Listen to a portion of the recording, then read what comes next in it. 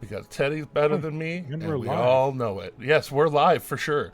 Like I said, Hi. I'm just doing this. I'm doing this step by step, and very much putting myself on blast for not being nearly as smooth as the Tedinator. And now we're live. Hi everybody, welcome to Dice Soup, brought to you by What's About D20 at patreon.com/what'saboutd20, right here on Twitch, YouTube, wherever you happen to find us. We are happy you found us. Yeah, sorry that we are exceedingly late. That is my fault, as many things are. But we're here. We did it. We made it. By that, I mean I finally made it. But here we are. In the soup once again. The soup with which we want to be in. When last we left off, our intrepid Emerald Lace had found themselves flying across the Lucidian Ocean from Asilra all the way down into the big, beautiful, most beautiful continent there was, Marquette. Passing into the deserts, flying up a river area, finally getting to the jeweled city itself, Ank'Harel. Here we go. Hold on. I'm good at this. One time I was good at this. There we are. Actually, I have Ank'Harel right here. Let's zoom it out. Hey. It's a good place. It's a good place. Flying first over and around the Cerulean Palace, but all the way around this slightly raised plateau that that very much has, contrary to the sands around it, a bit of water, a bit of growth and lushness, but going from there towards the outskirts of it gets a little more dry, and then to the walls, these, now that you are up close and able to see them, in comparison to beings walking on and by them, these 65-foot walls all the way around this city. At this hour of the day, there are only a few tents outside the city, but you can tell that caravans and traveling merchants generally, they are encouraged to sit outside unless they are on business, it seems. But flying over the districts, getting over to, if I remember my names of things, flying over to the Indala Skyport, where the Silver Sun calls its bell, returning bell chimes, signaling its permission to dock, settling in, slowly, very, very carefully, ropes being thrown, pulled over to the side of the skyport. The greetings of ship and port being done very ceremoniously, and in Marquesian. So those of you who don't understand Marquesian, it's a lot of people talking very quickly, but the business being done, the Captain Quince turning to her crew and passing the baton, the coat, well, most of the coat, to her first mate, now Captain Xandus,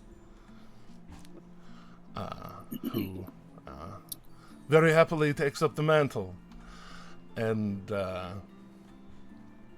here, the better part of 200 feet above the tier of the city around you,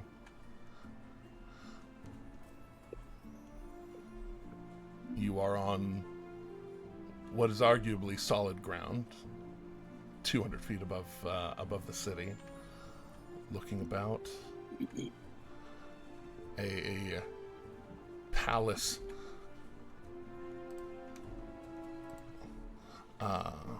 off southwest from you a bit.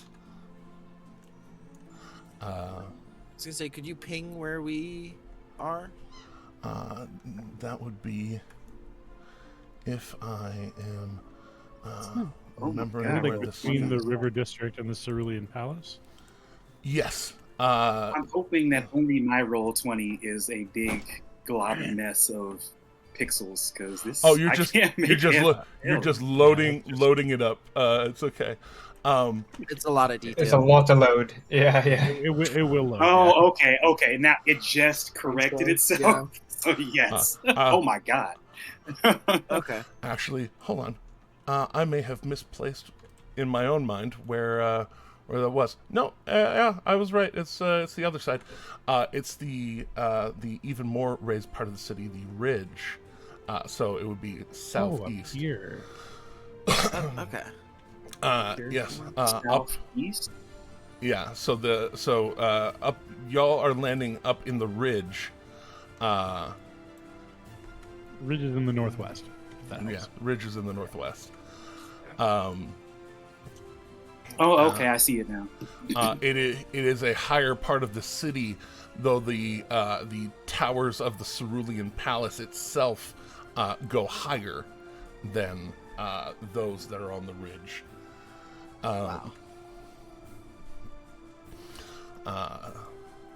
Particularly the most central of the towers of the Cerulean Palace. But you have a great view of the city, possibly the best singular, your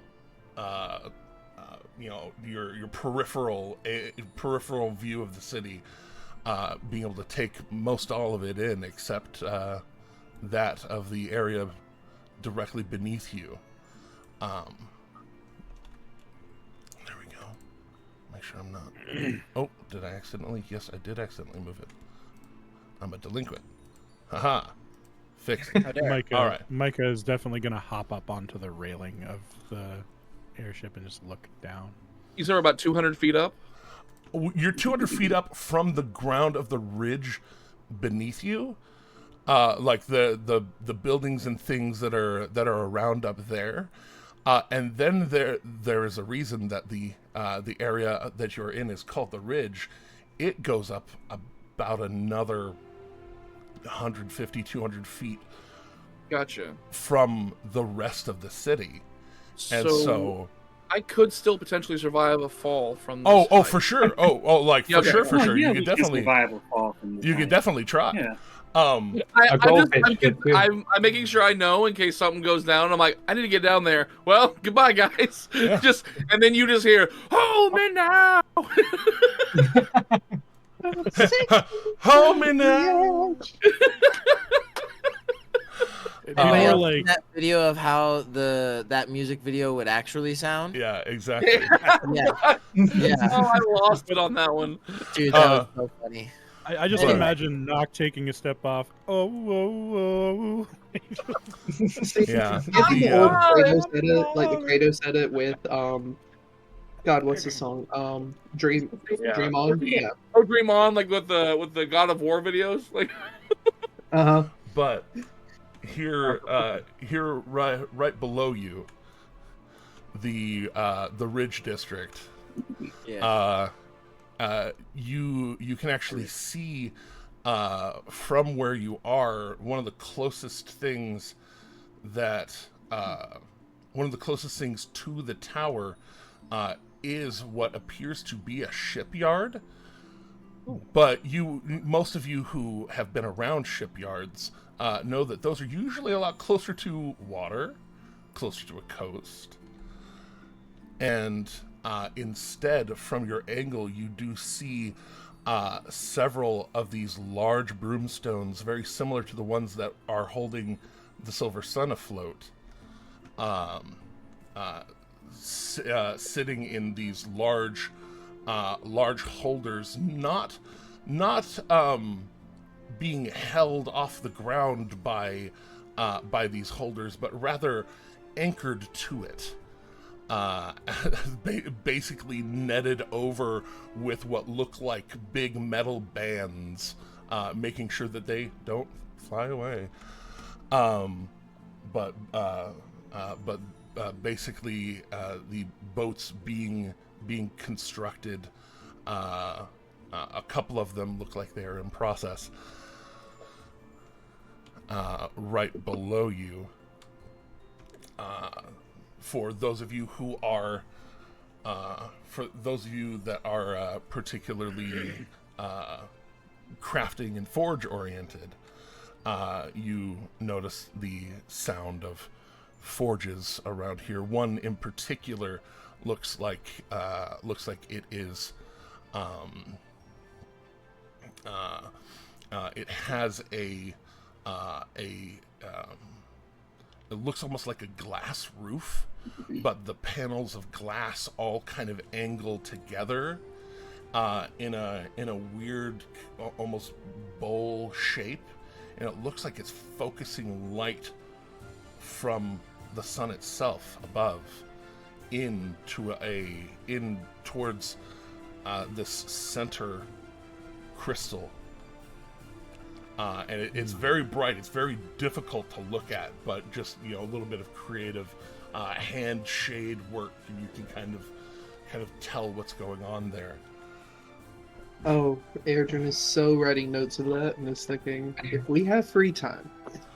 I was gonna say I'd nudge Airdrin, like look at that. The storm would. I mean, we can see where the shipbuilding yard is. And so the storm would probably turn to Quintessa and be like, is that where they build the ships there? Is that where we'll purchase one? That is the Alsfarine Union shipyard. If you are willing to wait on the boat, they will build you one fresh, and that would honestly be the cheapest way to acquire one, as opposed to horses and carts and things. The airship, once they are fully built and sold, then are sold for perhaps more than they are originally bought for. Very well. Makes sense to have a bit of a mark. So they there, appreciate. They appreciate and value. That is the words. Looking down over the city, you see the river district. Many canals floating in, seem like they're flowing into this central lake that looks like it has protection around it. Even from this far away, you can tell there are platoons almost of guards that move together, walking around it, knowing the landscape around you, perhaps water being one of the more valuable things in this area. even more so. Like so. Does anybody know create water? The yeah, I could do that. Actually. that kind of Actually. magic is actually extremely valuable here. Uh, I'm gonna be rich. the Infinite money glitch. no, I mean, you're not wrong. Here in the just below you, the Ank'Harel district. Ooh, there we go. My earpiece turned off of my phone, and all of a sudden I could hear myself on the phone. But where the Cerulean Palace is, the Ank'Harel district is also raised a bit over the city, though the ridge itself is even higher. You see the Cerulean Palace. You see the part of the Cerulean Palace that looks a little less welcoming. It's pointed out to you that is known as the Scarlet Oubliette, or the Scarlet Prison. Makes sense.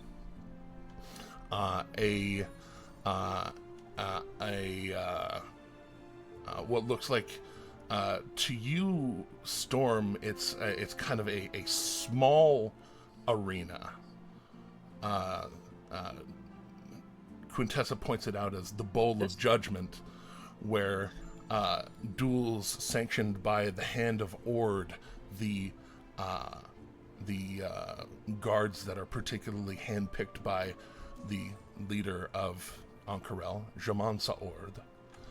The Hand of Ord can sanction duels.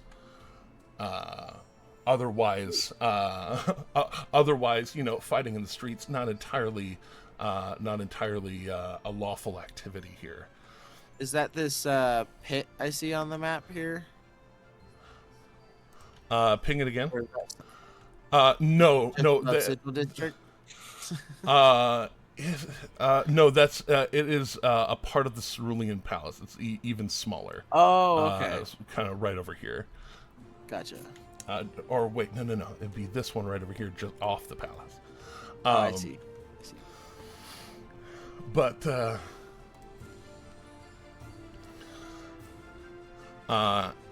and then also pointing out, adjacent to the Scarlet Oubliette is the Ord Bastion, the headquarters of the Hand of Ord, which is where you'd go to, get one of those duels sanctioned. Right. The Sigil District, further down, it seems paved with even whiter brick than the surrounding sandstone.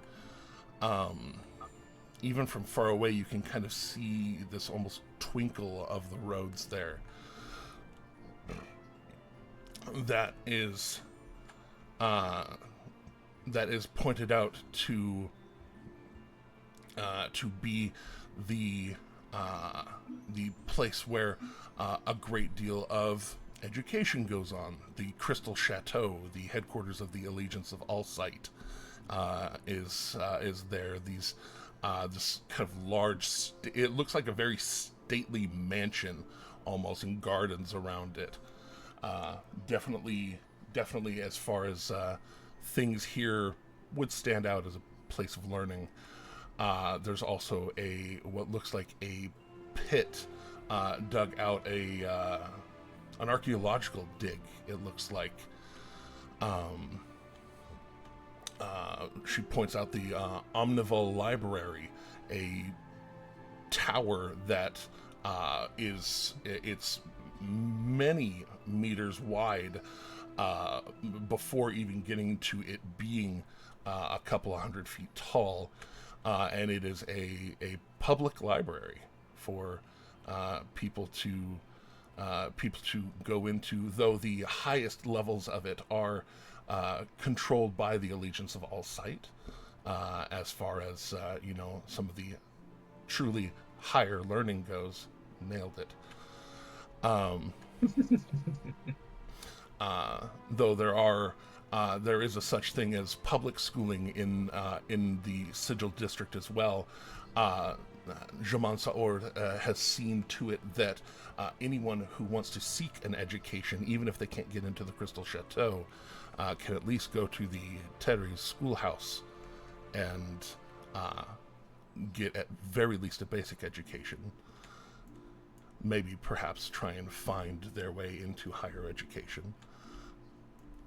Off to the side there, the Suncut Bazaar, distinguished by many crimson flags, particularly kind of along every street corner. Those of you who have seen the glory of a Gilmore's Glorious Goods immediately see a similarity to the way things are draped. Things are brightly, just almost violently colored.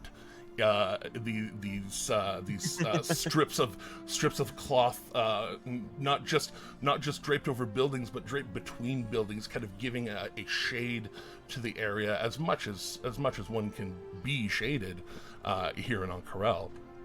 Noticing that, I would elbow Storm and say, "Hey, look, our former customer." Storm would chuckle. It is like brighter. You tell Gilmore himself probably pulled a very distinct color of purple for his own business, but there's a lot more almost primary colors here. Excuse me. But the thing that Quintessa points out over there is, there's lots of things to buy over there and stuff, but especially if you have as much money to burn as it seems, you may in fact want to check out the Lux Run casino.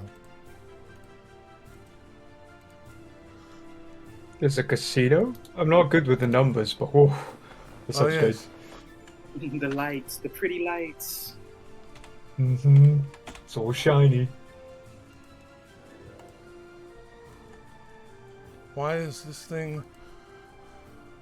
Listen here, fandom. I didn't sign up for this.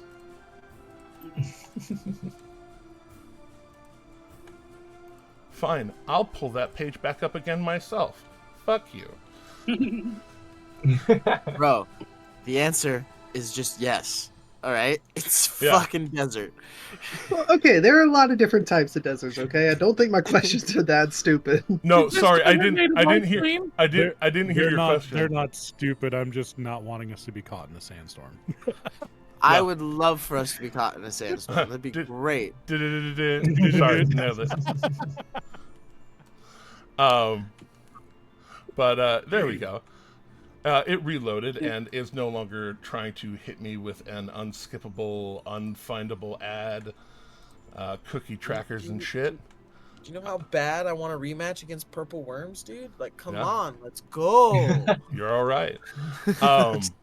But yes, the Lux Run casino over there is definitely one of the big draws of the Suncut Bazaar to tourists, as well as all the other parts of the Suncut Bazaar.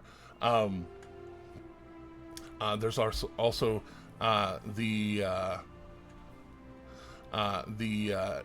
Debt's Respite as far as an inn goes, but it's catty corner to the Corner Cove. Oh, thank you, love. The Corner Cove, an inn that feeds from the Debt's Respite.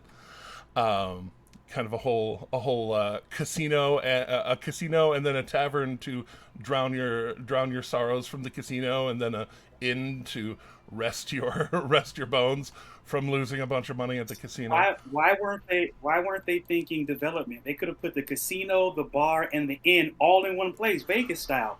So you lose, you get drunk, and you sleep all in the same space.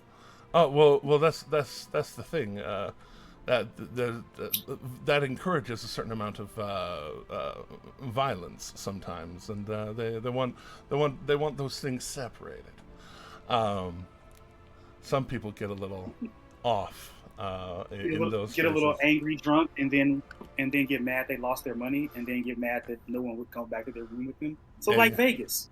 Exactly. No, exactly. That's why they're trying not to Vegas. 100% Vegas. Plus, the zoning laws just don't permit it. Really. Yeah, the zoning laws don't permit it. No. You know what, so Justice? Good. I wish I could give you an inspiration for fantasy zoning laws. You can, because we do what I want here. So you can take it. Huh? Sick. I said what I said. I didn't have one, so yeah. Oh yeah. I would love for RJH to come with the god of infrastructure for this. For this Yeah, Arathis. But anyway, It's the god of order. Arathis, yes, the Yeah. god of civilization and whatnot. But anyway, the storm would probably ask Quintessa like where she likes to stay in town when she comes through. Like, where do you prefer to stay when you come through? Honestly, I prefer to stay on my ship. Oops. That's valid. No, yeah, good point. No. Real quick before I get there, there's also the guided district, more of the temples of worship that pop up. The blessing well, the crossings of Eventide, the crossings of Eventide, a temple to the Dusk Maven, as you would know her, the Raven Queen. It's kind of a you call it a necropolis, but it's just halls of tombs or reliquaries of people's ashes and things. There's a Cobalt Soul archive here, known as the Temple of the Mentor. And the Tower of Memory, led by the Sentinels of Memory. It is a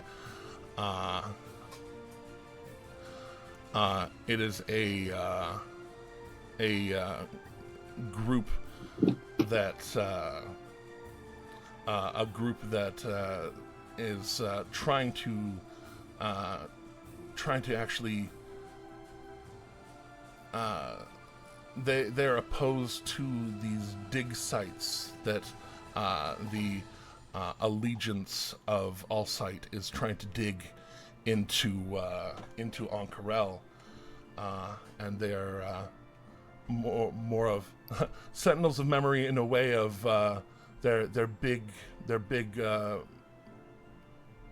slogan is let the past die in peace.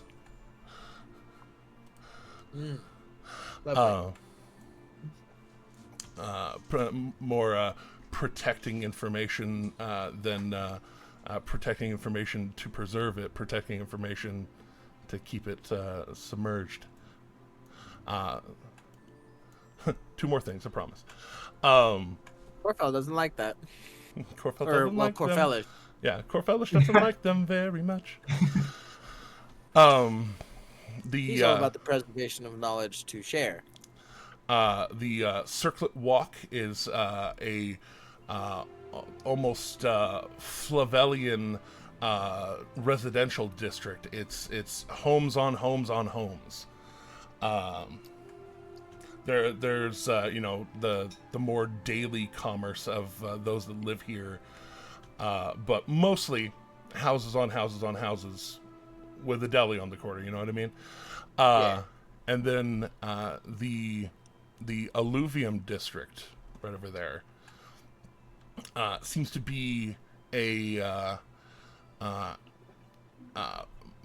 like a solid third of it is just mining. It looks like there's dig sites over there, digging not carefully and with nice tents set around the holes, but definitely people pulling stuff out from the ground. Some residential areas, probably for most of those people, and then areas that have been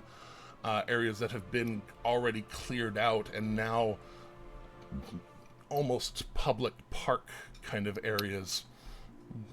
Some of them grown over the alluvium gardens, is an arboretum where there are apricot and fig and pomegranate trees that people can just like walk through and pick themselves. A very particular fruit called a Kuruk fruit. That is, and let me make sure. What'd you call me? Yeah, Kuruk fruit. It's odd, spiny. It's not really found anywhere else. Grows natively in Marquette and almost exclusively in Marquette. For now. She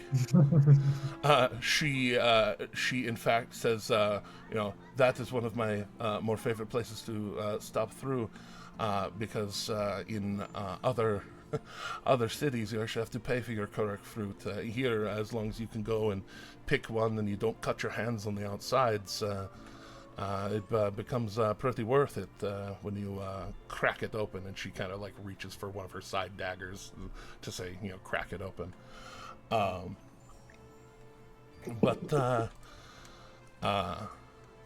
Storm pondering if he could break one open with his bare hands. Indeed. Or his head. Only one way to find out.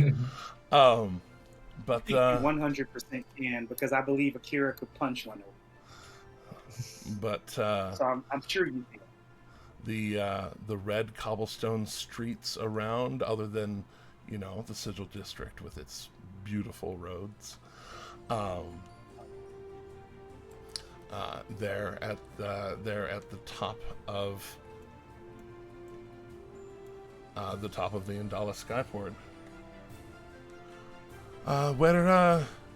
Where might I be able to guide you here?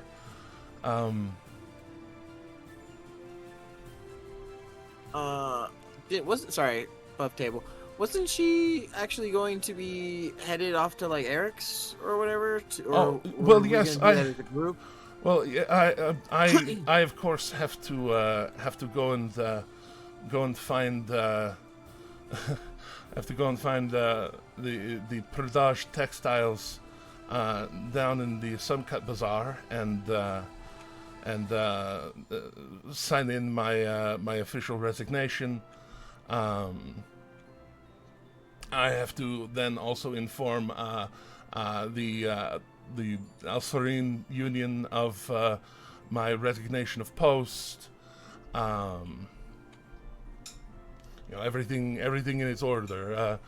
But these are things that I can do along our journeys. Well then, what do the rest of you think we should do? We've got quite a bit of business to attend to in this city. Oh, there's the big business of buying our airship. Should we get that out of the way first, or should we find somewhere to stay first? We should all go to the zoo. I think that'd be fun. I think we should just secure the airship, find a place to stay, and see what lands us from there. I agree. I say we've been kind of cooped up for quite a while. It might be a good idea to find a place to bunker down and then go stretch our legs for a bit or something like that. I have a question. And technically, wouldn't the ship be registered? I think I'm about to mirror exactly what Akira said. Our ship might have accommodations. We might not have to find a place to stay if we buy an airship. Well, if we're buying one pre-built, then yeah. But if we're having one built, which is notably cheaper, well, we won't have accommodations until it's built. So Fair. We could also divide and conquer. I don't like us splitting up in this big of a city until we have a meeting spot set. So, if anything, maybe we should go find a place to rest our heads, and then. Didn't the captain mention a pub or something like that? That is a very wise idea, Storm. We should definitely have a meeting spot. Oh yes, the bazaar is a great place. If you're worried about losing trouble or gaining trouble, as it were, it's a great place to wind through the streets and get lost or get found. So let me show you.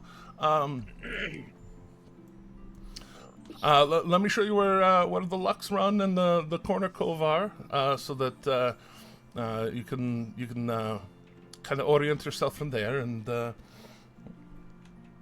then find your way from there.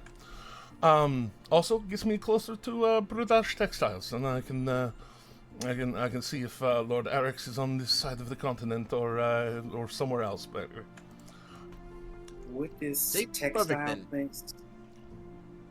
textile place be someplace I could get a new fighting outfit and have it put into my my cloak of many, what's it called? Cloak of many outfits. Cloak of many. Cloak of many fashions. Cloak of many fashions. As far as possible. Oh, if you have a cloak of many fashions, you should be able to just yank on it and make it become what you want it to become. Oh, that's how I had kind of forgotten something. Oh, yes. Shift weave, you pre-program. Cloak of many fashions, you decide what it looks like. But then never mind. If you want some ideas on new patterns you may not have even imagined before, Brodage Textiles is definitely the place to work with. Though they are more of the materials rather than the tailoring. There are many talented tailors throughout the bazaar and elsewhere. For certain, if you are looking to have something designed for your shift weave or just designed for you to have on your person, it is very useful, I would say. If you are an enterprising kind of individual,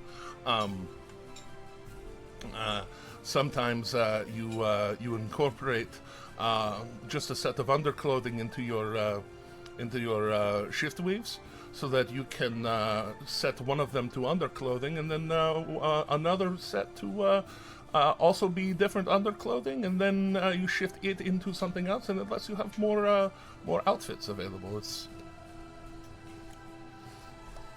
I find myself in the many climes of Exandria often in my travels, so this is how I do it. But I like your thinking. Oh, no problem. I have no problem sharing my secrets. If you don't mind, I'd like to accompany you to the textile. Oh, surely. This is merely my going there is merely going to be paperwork and signing things off. Probably while you all go and settle business to check in. Are you planning on? Are we you now my potential bosses planning on being here for a longer period of time, or are we just stopping in to buy a ship and flutter off? Well, to be at least personally, to be perfectly honest, I really hope to purchase an already built ship so that we could be on our way quickly. We've already spent a lot of time on the ship, and we've got very pressing matters that we must attend to. So there's that. We might even be teleporting from here upon purchase of the ship to our next destination. All right, all right. That being said, you know, I wouldn't look at it I mean, speaking for myself again, wouldn't necessarily look at it as us being entirely bosses, more like co-owners type deal. Partners, yes. Partners, yeah. And this is fair. This is fair, I think. Well then, we go on some pretty dangerous adventures, and you've agreed to accompany us on those adventures. So, you know, I'd say you're more of a partner than we are your boss, for certain. Definitely my partner. I'll take that. And she very, very unabashedly, full palm grabs Storm's butt. That's fair. Well, that's the way then. And she leading, kind of while y'all have been talking, kind of leading the way down the steps, the circling steps of this tower, going down the inside of it. It's not entirely quiet because it goes around a lift elevator that is primarily freight, and basically, if you have legs, you are expected to use them, and descend the tower yourself. So there's the crank that is running the freight elevator. There's the slit windows on the side that let in air and make it so that it's not unbearably hot in here, being cooked by the big bright open sun. But leading you down and through the ridge and down the way, pointing out all of pointing out the beautiful parts of this sandy postcard of a place. There's some shit going on outside. Sorry for those of you who heard the dogs. But walking around the outer area of the Cerulean Palace in the Ank'Harel district down into the Suncut Bazaar. She first leading you through and kind of pointing out, sometimes pickpockets like to sit in corners like that and corners like that, and Shadow's already like, yeah, I see them. And leading you. The reason Shadow sits on Storm's back is so that Storm doesn't get pickpocketed. Exactly. And leading you. As soon as pickpockets a mensch, Olo got his bag like this, and he's just looking around over his shoulder, like, ew. Don't touch yourself. Don't worry. Most of you look dangerous enough to not pick. Most of you. And she looks right at Olo, who looks like a big teddy bear, at least when he's not coursing with lightning. And she actually takes you to the Lux Run Casino right there, kind of central to the bazaar. And just a little further down the way, just kind of at the end, at the edge of the crossroads, she points out the Debt's Respite, very much the truly central part of the city, or of this area, and then catty corner to that, the corner cove, where different folks are either emerging or entering into in differing states of rich or poor. But continuing on and around, she took y'all the way that would show you those first. You realize she could have taken a shorter cut to take you around and out and to the edge of over here, where again, those of you who understand Marquesian, because everything here is not in common. This, as perhaps cosmopolitan of a city that it is, signs are in Marquesian. They expect you to know Marquesian, or at least know enough Marquesian to know how to read here.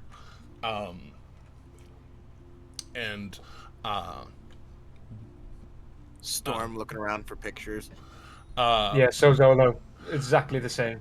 Though numbers, I do want to ask. Numbers and prices and things seem to be in a common numerical script that is shared between most languages. Go ahead. What was that, Dante? I was going to say, all this walking and hearing Marquesian, would Dante be picking up on stuff? I mean, you know Marquesian, right? I don't think he does. You know, like 50 languages, right? It's not in my language list, but then again, neither is Giant, so... No. Oh, did you not? Okay, so... Oh, that's right. I forget who Dante is on the base level. He likes his languages. So, it's... just observing, and it is a lot of walking because this city is huge. It's quite large. So actually, as a matter of fact, because I had forgotten to add Giant to your languages before, because we had established that you had learned that, go ahead and reload your page, and in fact you do know Giant. Enter source note. Oladon Snowtop.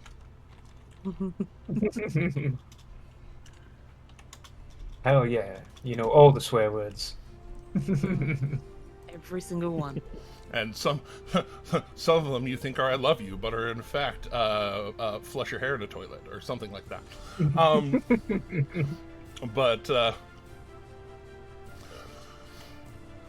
But you are at least picking up on the mannerisms of like the emotional resonance of certain phrases that are being said around you.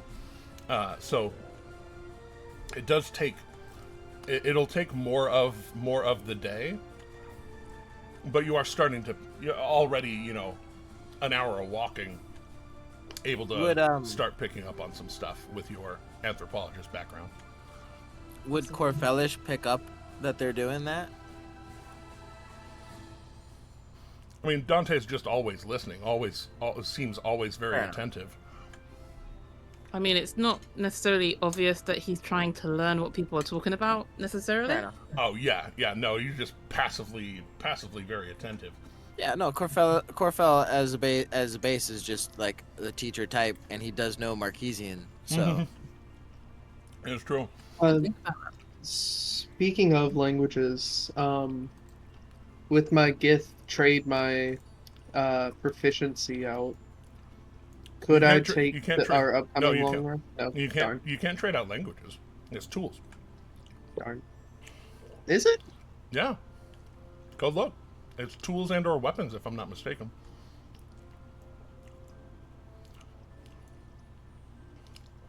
Pretty certain. Yeah, you're right. Yep. Yeah. No, that's why you're the ultimate craftsman. Fair. Worth a shot. No, you're fair.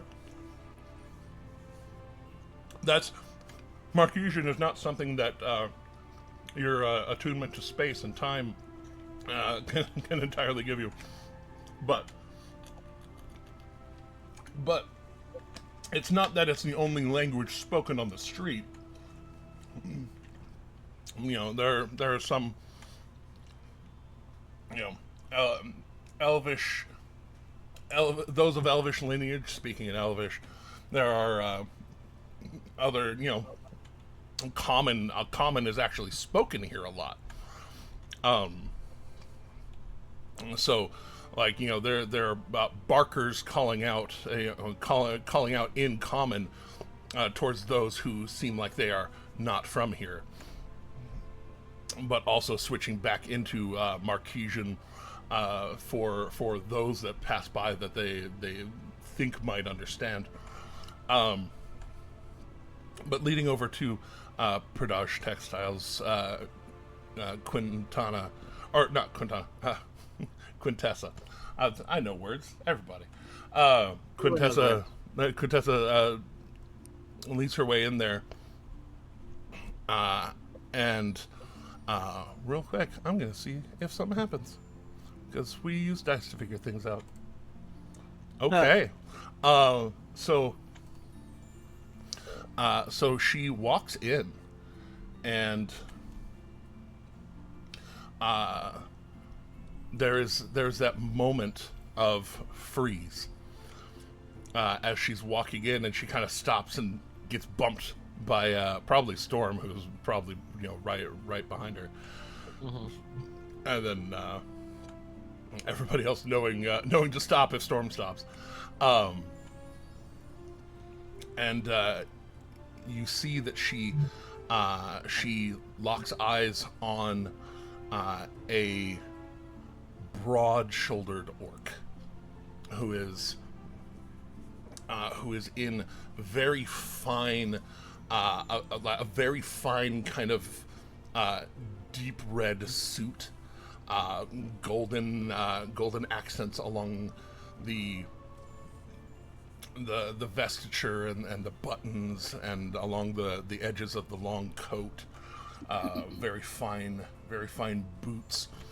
A long dark wooden cane with a large kind of like silvery ball at the top of it. Extremely reflective. Who looks like he's in there officiating, talking to the staff who were gathered in here before,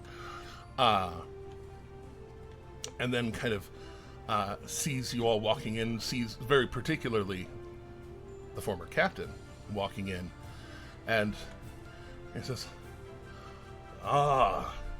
Quinns, we thought you would be in town. And he starts to go into talking about some sort of business, and she kind of puts up her hands and, Eric's, I did not know you were going to be in town. And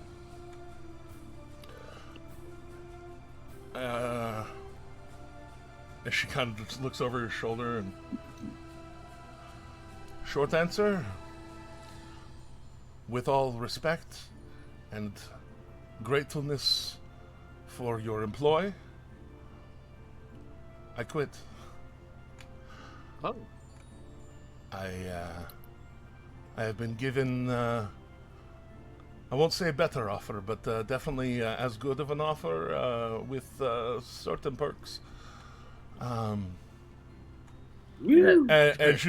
she kind of you cough. She kind of looks over her shoulder and grins a little bit, and he kind of looks over the whole lot of you and it's basically like he's having like a team meeting, and fully just like, I'll be right back, and kind of walks around the front desk, walks into the lobby, kind of gesturing for all of you to come into at least the lobby area. And you can tell this company is pretty well to do. They're like, as a textile business, there are swatches, relatively small swatches of cloth, but they're all like one stitch to the next, and like showing off this if you weren't entirely ready for it, it would be this fucky trip, right? Like, just so many different patterns, just one right after the other. But in context, this kind of wallpaper of material is showing off a very, very intricate market for the kind of textiles that they work with. His outfit, notwithstanding a lot more solid color, very patternless, but kind of pulling you all in. Well, if you all are good enough and giving a good enough offer to take Lady Quintana off of our hands, I hope that means that the endeavor is actually worthwhile and not just a good time. And he kind of up nods to Storm.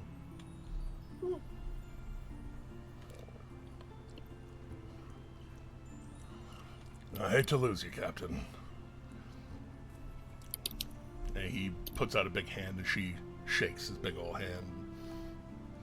You see this this orc whose his hairline receding, hair already a very dark gray. It hasn't completely lost all of its color, but it's graying from brown. And it's already halfway there.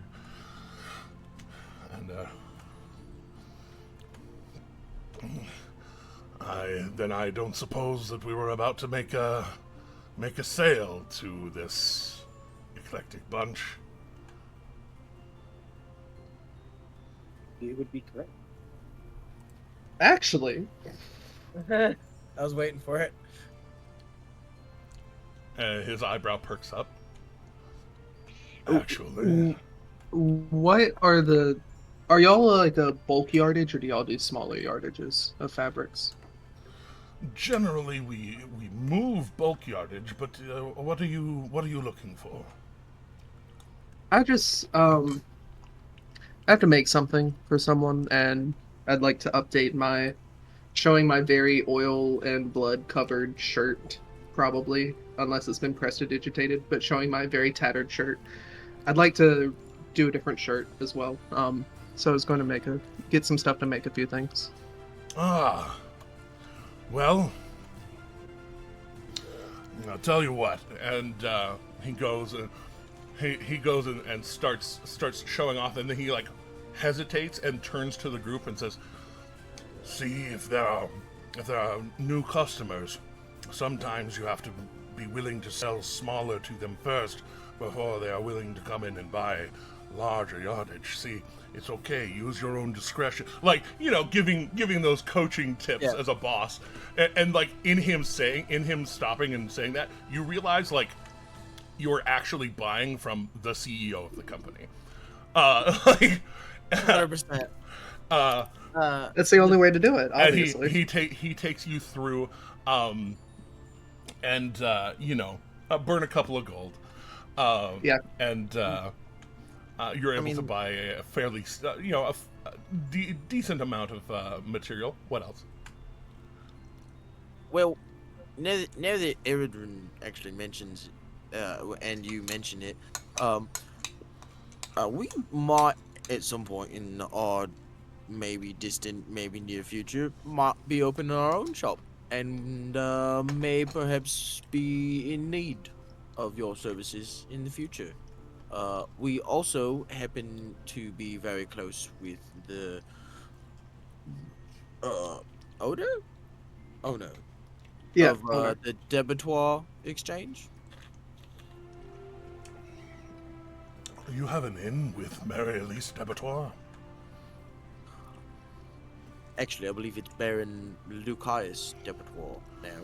Oh, has something happened to Mary Elise? No. I believe her son Cochise has just assumed the mantle, I believe. Oh, in fact, he's my brother-in-law. Oh, well, congratulations. That is. Yeah, I happen to be his spouse. And full on, Eredrin, he was in the middle of selling to you, and there is a sudden edge of disrespectful abandonment of the sale, as they say that they are the spouse of spouse and other Baron Debatoire.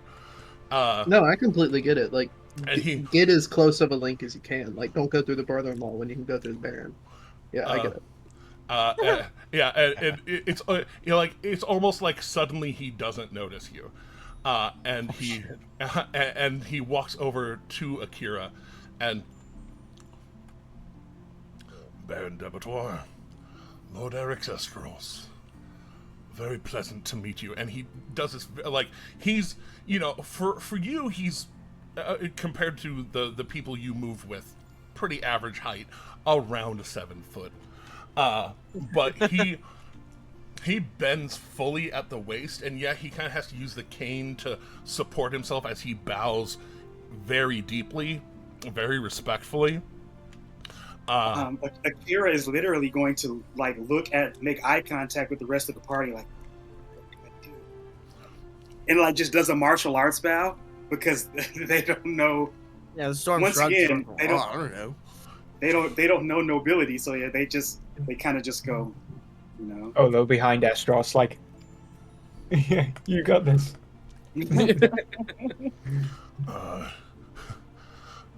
I did not anticipate a potential business partner walking in the door today. I did not anticipate being a potential business partner walking through your door, so it's a day of surprises. If perhaps we can arrange a time while you are in town. Are you going to be in town long? Well, I think we have to go get Luca, don't we? Wasn't he going to help us with the purchase? So, I mean, when we have him, maybe we'll be here for a short amount of time, but I'm sure it won't be the last time. And my brother is he also can speak on some of my behalf with these textiles. This is really, really his thing. And Evelyn, and he turns, and this deep tan skinned, kind of dark, almost blue haired elven woman turns about, this kind of clutch of notes and things, very, very well organized. Turns and, yes, Lord Estros. Please clear my schedule this evening. I would like to perhaps encourage a dinner with the Baron's Debatoire, if that is entirely okay. Yeah, I think we could be back here for dinner for that. Yeah, Akira was actually about to turn to the storm. Like, do we have time? So, yes. It would not be here. I would not deign to have you eat dinner in a warehouse. But I grew up in a forge, so eating dinner in a warehouse isn't that strange for me. I came up as a mercenary. I would dare say lucked into my lordship as well. But if we are to assume ourselves nobility as we are now, I will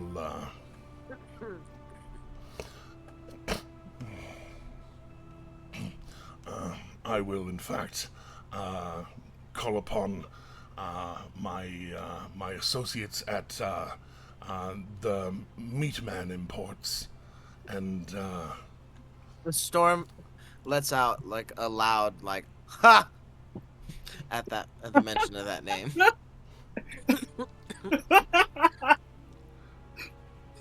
Erdrin nudges Storm. It wasn't funny until you did it in character. He's just like, ha! Sorry. Oh, have you heard of the Meatman? What? Oh, I know the Meatman and his family well, you might say. Oh, you know the family. The Storm just nods with a, like a, I guess a knowing smile, you know, like a yeah, that's wrong, kind of smile. But he doesn't say that. My heart. Interesting. Well, I don't think the family is in town, but they do business. I will arrange for us. Are there any dietary restrictions amongst your company? The rest of you are, in fact, invited if that is your wish. Oh yeah, I'd love to come for dinner. I'll definitely. Yeah, sort of a package deal. We call ourselves the Emerald Late. That is a catchy and sellable name. Slap that on a shirt. Well, actually, that's kind of what we're talking to you is that a what little you're bit. talking about? Oh, Not quite. That's fine. I do want to say though. You'll see a small look of disappointment in Akira's face when you say it's not really like, because Akira, if there were bubbles when he said that, Emerald Lake jerseys, t-shirts, like, I'd wear that. The full merch line, like yeah. I do want to say when dietary restrictions are mentioned, Dante's going to give Micah a funny look, and then just not say nothing, and then just look back. Above table, you will notice none of the patterns Erdrin has purchased thus far, none of the yardage is green that he has purchased thus far. Of course not. Why would he buy something to clash with his own skin? Exactly. no, it's just emerald. Precisely. Which clashes. It's a different kind of green. But yes, you all will be somewhat easy for a runner to find, if I do say so, as he kind of gestures towards the most of you that are in equal height to him, or greater, and I will send a runner with an invitation as to precisely where we are going to meet. Should we bring anything? Is there anything you want? You should bring nothing. I am here to entreat you all with dinner. Are you sure? Because I could find something. Do you like cake? Do you like beer? Because there's a lot of shops on the way here, you know. Oh no, I think he's good. He's good. I think he's trying to treat us all. And he actually kind of like he kind of like you say that, and he kind of like rubs his hands together in this like this confident but and smiley ways. Do you cook? No, but he does, and I point at Dante, because I eat. Several, you know. do. Well, yeah, we all eat, Erdrin. Yeah, a few of us are cooks actually. Oh well, then cooks. Well, then I will have to up my game. I was going to perhaps outsource the dinner to someone else, but now I feel like I have to impress. You don't have to take any extra steps. It's fine. I whatever the original plan was, it's fine. I fancy myself a baker of sorts, so perhaps I'll outsource the meats and fruits and things. But you mentioned cake. When he says baker, you just see Olo just be like, yes, cookies. Yes. You mentioned cake. I have something you might. I have a thought that you might like. He turns and looks towards the employees that are all like just watching all of this happen. He turns and like kind of arms open and just. Are there any questions on how to handle business? And kind of a lot of them are like no, like and kind of almost impressed with this whole thing. And he claps his hands together and says, "Meeting adjourned, as you were." And they all begin kind of dispersing about, and he turns back and says, "Well, I'm not doing anything for you that I wouldn't do for another. The lady for whom Pradage Textiles is named after was a very good friend of mine. She, in fact, is the way I lucked into this lordship. I had my own emerald late. We have many decades now since disbanded. But one of the things I did for them was bake. I have some cookies that I learned while we were traveling the wilds of Isilra. And I feel like it would be a good icebreaker to perhaps open good negotiations, good feelings between new business partners." Oh, hell yeah. And anybody at all with Ms. Evelyn in your periph kind of sees her kind of lick her lips and then just kind of like try and cover it up, like oh, good, he's cooking. Okay.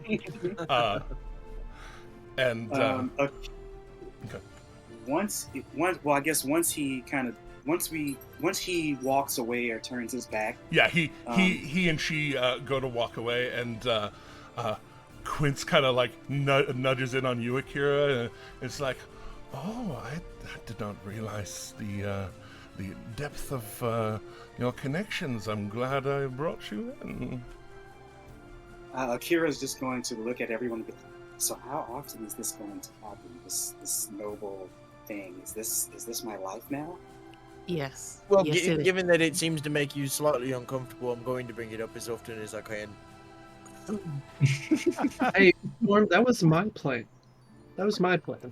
I am a gift warrior. This is noble. Ord presents us all with different challenges of varying difficulty and nature. No, nature's the wild mother's part, man. Think about it like a... No, I mean like nature is in like the nature of someone's intent. You know what I mean, Olo? Like with, it's like the deeper meaning of things. I would rather go back to hunting 9 players than have to worry about people bowing to me and making financial decisions. I'll be honest, that thing that they described down there sounds absolutely terrifying, and I don't know that is a challenge that I will ever rise to. It's no picnic, to be sure. That is an in-character nod to the reluctance of Justice to ever go near that fucking thing. At all. In any way. Yeah, that's a lot. So now, do I Because I know the stat block as it exists, and I know Jeremy, so I know it's gonna get worse. So, do I have to like dress fancy for this thing tonight? Oh yeah, absolutely. Put your nice clothes on. You probably should, yeah. I mean, you are Anybody the who one doesn't with have power. nice clothes, by the way, for this dinner, I will gladly purchase nice clothes for you. I guess Kieran. I need to go ahead and start sewing no. my new Oh shirt. no! I do not have nice clothes for this dinner tonight. How terribly unfortunate. I suppose we will have to rectify that. Fantastic. I I love our partnership already. I thought you're just gonna leave it as that. Just be like, oh no. Moving on. Akira's Oh no, just that's a shame. Anyway, no. Akira's gonna look Anyway, at some I was of talking. Akira's gonna look at some of the textile designs that are up, and then just start thinking of they're gonna do this through the cloak of many fashions. So pretty much Akira's going to cook up a look based on one of these based on whatever looks to be the fanciest pattern on this wall of textiles, whatever that may be. Actually, I asked Captain Quince. I was like, so if you were making a dress, which pattern would you choose? I would like to note Corfelish picks up a rock at some point. Oh, for sure.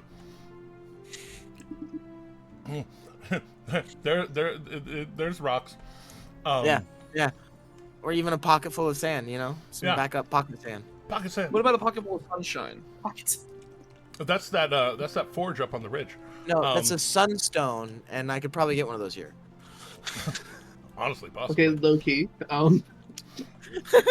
Ooh, But that reminds me. Stop tempting me. Go ahead. Olo, we definitely need to go shopping for diamonds.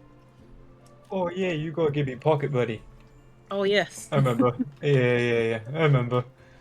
Oh, fuck. Yeah, I burned a thing lot. to do, it seems. So let's make sure we get that out of the way before tonight. Indeed. But yes, at least for my own burden of necessities, this was the one that I needed to do before signing out from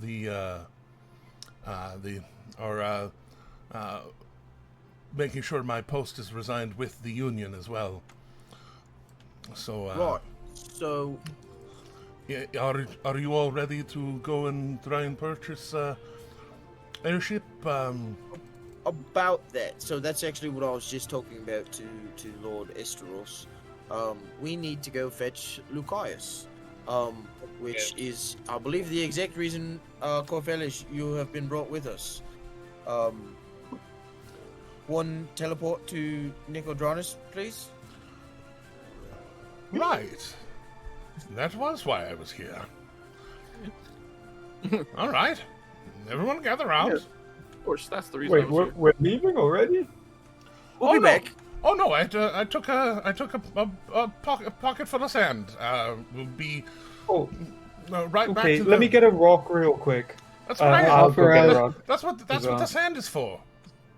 Here, Do have you want a vial for that? have a pinch of sand. Here. Do you want a vial for that? Corfelish. Well, Nah, No. put it in his pocket. No, Well, don't.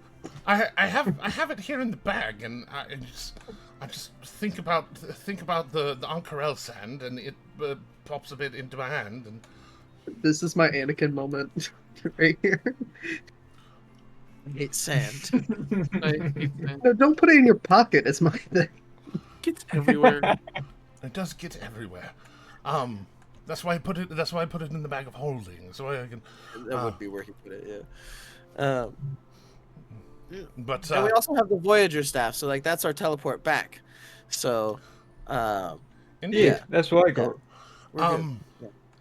And he's starting to get ready, and Captain Quince wanders over towards Micah and Dante, and very particularly says, "Don't you two have somewhere to be? Perhaps to make sure that all the proper channels are taken care of, or are things already unofficially taken care of?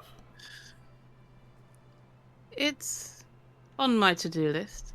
I'm sure myself and Micah can make our ways there. I have business there. That is fair enough.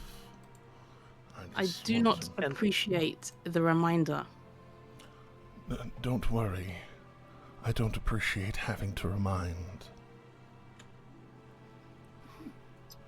It was not necessary. Can the storm clock this? Oh, for sure. She's talking softly, but not like whisperingly. Okay. I mean, it's definitely on our docket. I definitely plan on making a trip there as well, I think. That's actually a really good idea, Storm. Maybe the three of us can go visit. Perfect. Right after we secure the airship. Of course. And I think you'll notice that he's a lot more friendly to the Storm than he is to Quintessa. Oh, for sure. Shadow says, I'm trying to diffuse the situation. With all my love and appreciation, mates, I have to go see a man about a halfling. Right, you've got. What does that mean? Yeah. I'll bet it's related to what his brother did. Oh no, this is my own business. Oh, about a halfling. Okay, fair enough. Counting heads. Your brother knew a halfling, didn't he? One person is going to have to, or even with Shadow leaving, someone may have to start. What? In Ank'Harel. I'll stay here. I was going to say I can stay with Glorious. In fact, if you wish, if you are all going, then I can be the odd woman out. Go give notice to the Union that someone is looking to acquire a ship, and that I am looking to captain it. Make the pre-introductions, as it were. Sounds good. I will stay behind then. 2 rocks, 1 bird. Yep, we got this. All right. And Eridrin, if you wish to stay behind with Glorious, I mean, you may, of course. Yeah, Glorious standing outside is like tucking into every bit of shade possible. This is the exact opposite of everything she came up with. She's sweating. I feel so bad for her. Poor kitty. I'm not riding her in this city. In the background of all of this, finding out that they are about to go see Luca right now, you see Akira just going through the cloak of many fashions. Just kind of like, oh wait, no. They are beyond excited. A word? What was that? Right, what was that? I missed that. Dante, a word? Sure. I'll follow you. Well, I'm eager to get that business sorted. My contract is to guard Akira. That's fine. I assumed we were going to do that afterwards anyway. Alright. Just making sure. No, Also, you're good. Dante, you said you needed diamonds?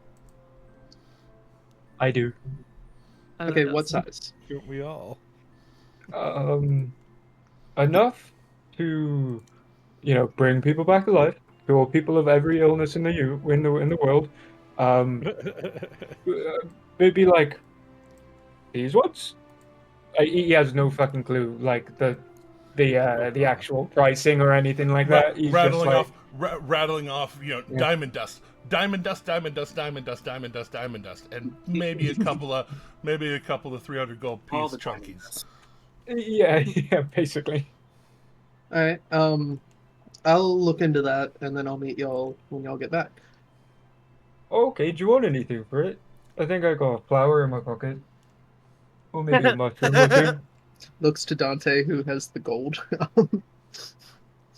You're fine. I'll help you out. Don't worry. He's just gonna shake his head and just. It's all good. Look again to Dante for the gold to make the purchase while y'all are gone. Indeed. Exchanging appropriate amounts of currency that we will more nebulously or less nebulously take care of later. Yeah. Well. All right. So. Yes, I can take up to 8 of you with me, all aboard. Who's going to the coast? Okay, I'm coming. Micah steps up. Akira. I'll just turn around and hug. Akira, Storm, Olo. Yeah. Dante, Knock. If I can, I'll just turn around and hug Eridrin. Just be like, "We'll be back soon. Don't die." And then I'll jump in the circle. Oh, thank you. Great advice. Yes, useful. Generally the best course of action, not dying. Mm-hmm. See, it wasn't on my to-do list, but you never know anymore. No, you never know. Akira will step back out, hit Eridrin in the shoulder, and then step back into the teleportation. and Dead on. he goes to lift up the staff. You step out. He holds it. You step back in, and he good one. Bye. And it very much he hits the ground for Eridrin. Seeing Corfell teleport, it's very much like suddenly everyone who is caught in the teleport just glitches out. For everybody else, it's the reverse. It looks like the surroundings around you glitch really hard, and then,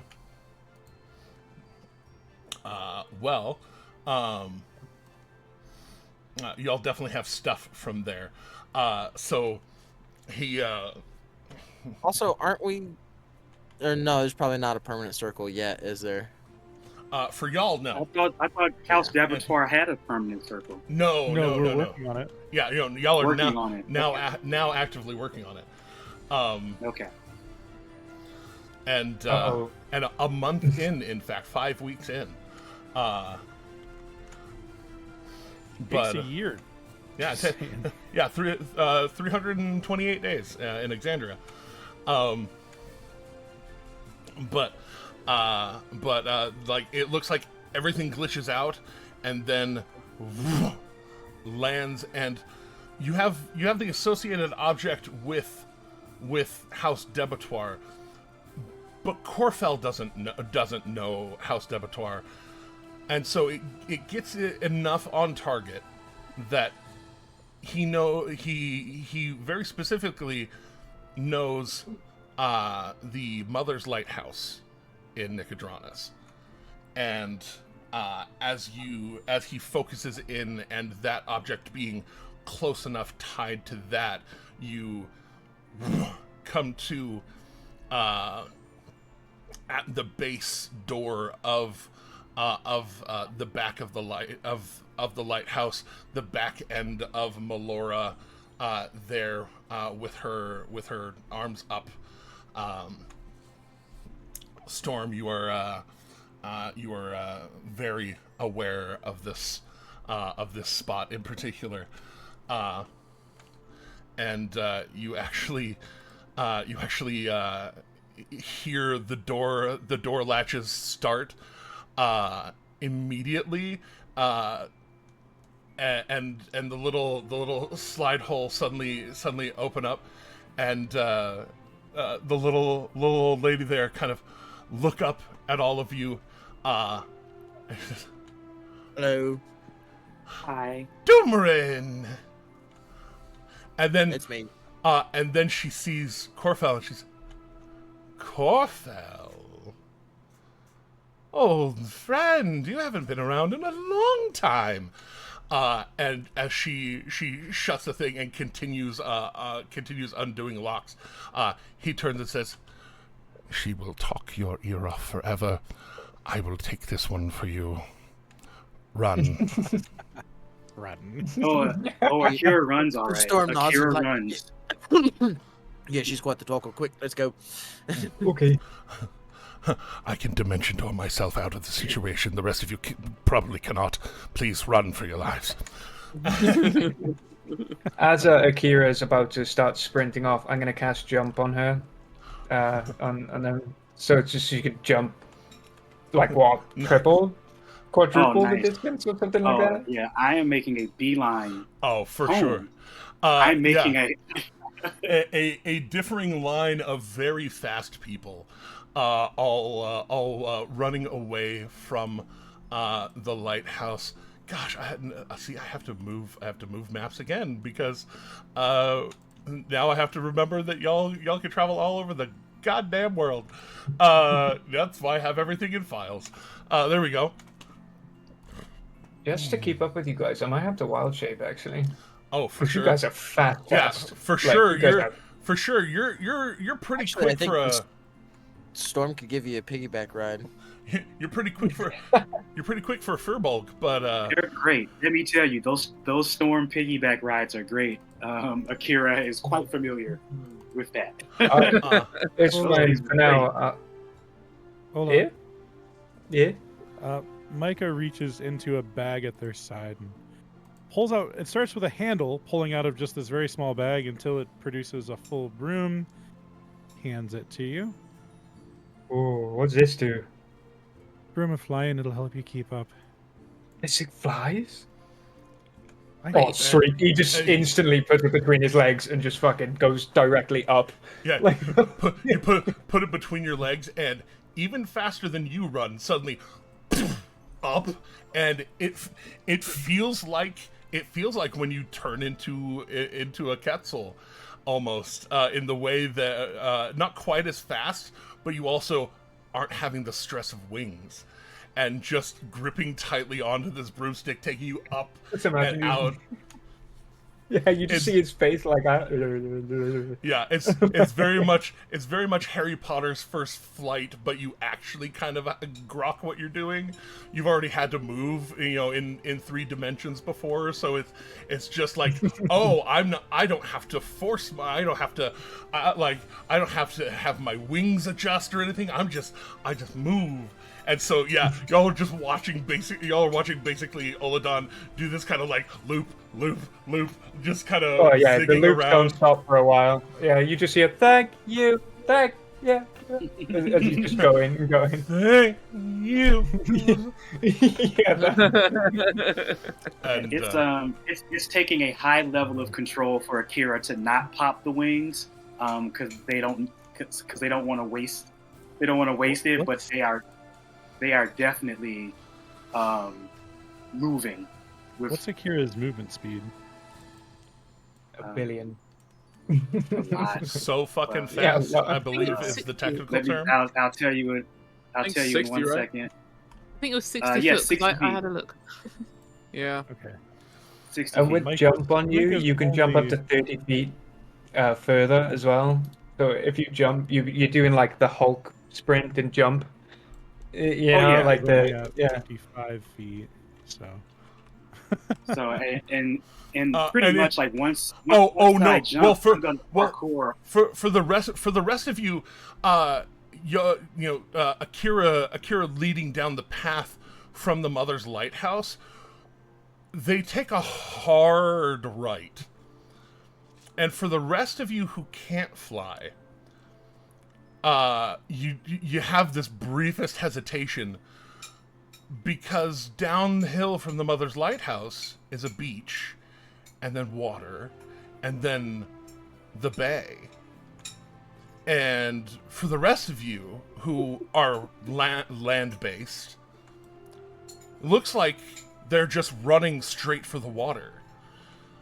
And then you notice that as they run straight for the water, they start running on the water.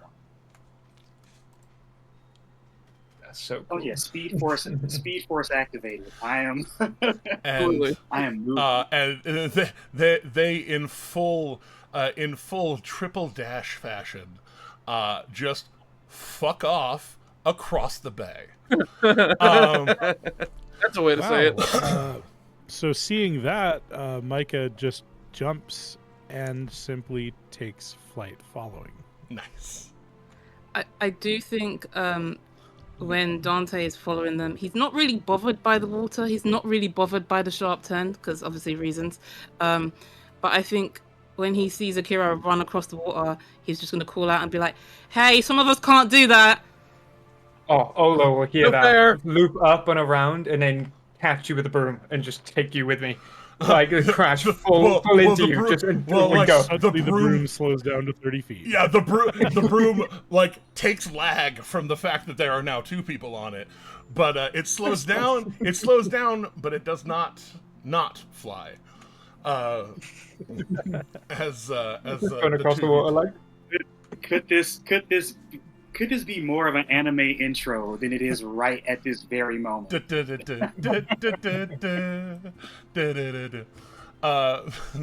Those of you who may be a little more land-based for a little more of your walk, I think that's Storm, especially. What, I can't swim? Oh, I don't know. Are you gonna swim? It's exercise. You could use a swim in the water after being in the sweltering heat of the desert. It's true.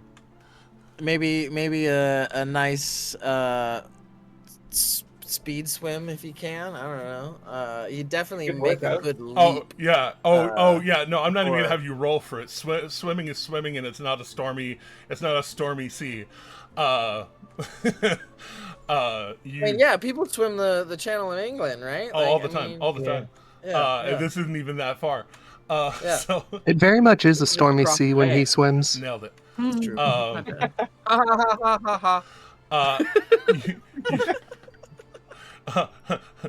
Knock, you take Akira's challenge, I assume. Also running across the water. Absolutely. I was waiting for a moment to say it. Being like, oh yeah, those of you who can't, no, I can.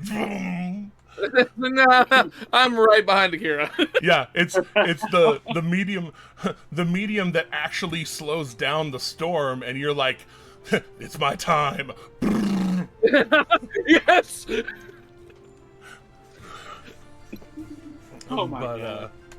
I want to be known. I think there are a couple running of with you. the arms behind me. Yeah, I think there are a couple of you that are land-based. Am I just completely off? I think no, everybody's.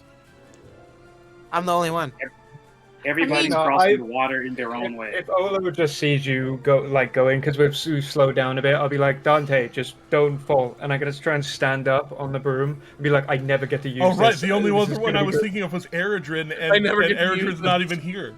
Yeah. So... And I'm gonna jump off the broom and turn into a plesiosaur. Big fuck off dinosaur with a long neck, and just dive straight into the water and come up underneath Storm as we're going. And basically be riding on the back of a sea dinosaur. Yeah, it was pretty cool.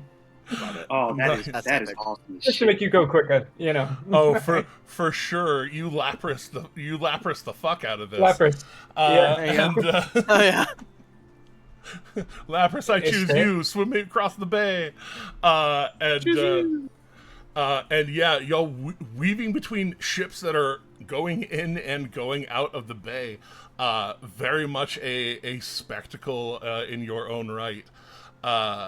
There are some people who, you know, seeing the dinosaur suddenly pop up, you know, get a little nervous, and then other people point out, like, no, it's got a rider. Like, well, like, what are you doing? And you make the fastest way possible over from the open quay over to the Restless Wharf in in and past things. Walking up onto the wharf, there are several of the workers in the wharf, cheering as you all kind of move in and past, and just kind of like, oh, okay, like this is a thing now. Storm kind of smiling and waving at people. Do we charge them a docking fee? Like what? And while that's being debated, just walking past and over and towards House Debatoire. As y'all approach, Akira, you have a key to the front door. Oh yeah, I unlock it immediately. For sure. Open it up. Yeah. Start looking around the house for whoever I see first. Going in the front door, it is the thing that you see first is in fact Reginald running up as he hears the door key being used, but it did not know that there was anybody out of house right now. Is running up as you open the door, and then he sees Baron Debatoire, welcome home. Akira will do another awkward bow, like, oh yeah.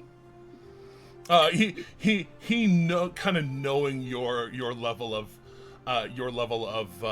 comfort with all that, he doesn't fully bow, just more of like slows down and straightens up. And Baron Debatoire, welcome home. Thank you.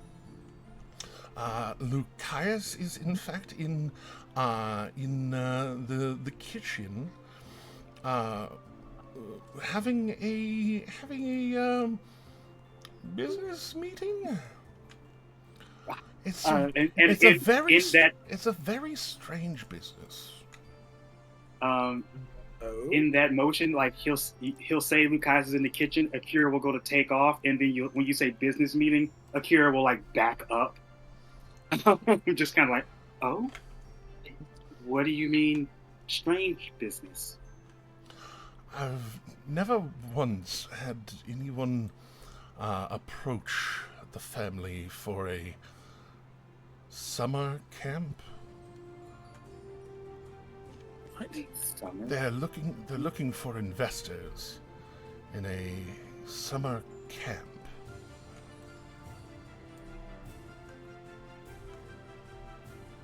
Okay, I'll enter the room carefully. And the rest of you walking in, you see this.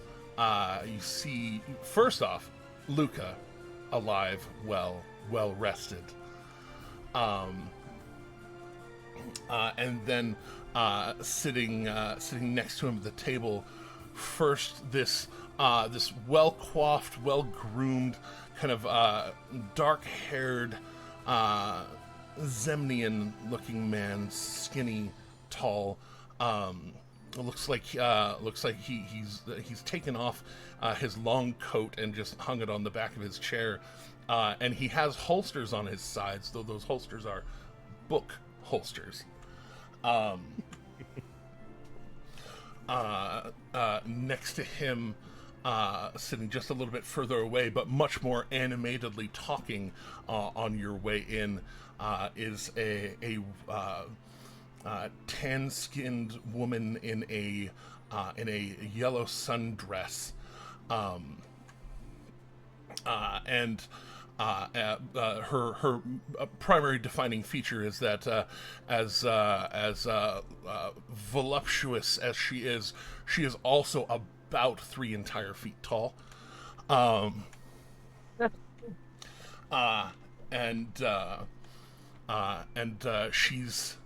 She, instead of sitting on the chair, is more like standing and walking around, talking, and you come into and they're called the wildlings, you see?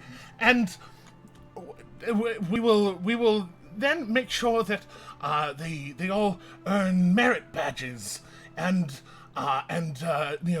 different, trying to encourage their strengths and learning magic or learning different crafts and she stops and turns towards the door and sees you. Oh, are you the husband he's been speaking about? That's not the word I would have used.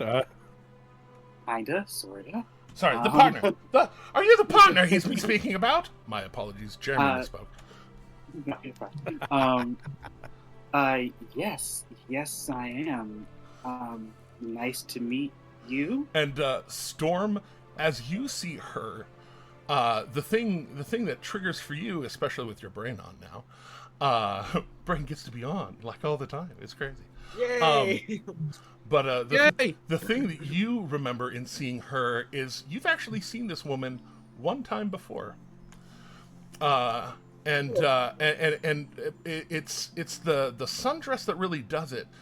But the last time you saw her, her hair was tied back really tight, and around the outside of this sundress was kind of this holster shoulder strap set, and she was fighting in the cord pit, and in fact won her fight against a much larger person.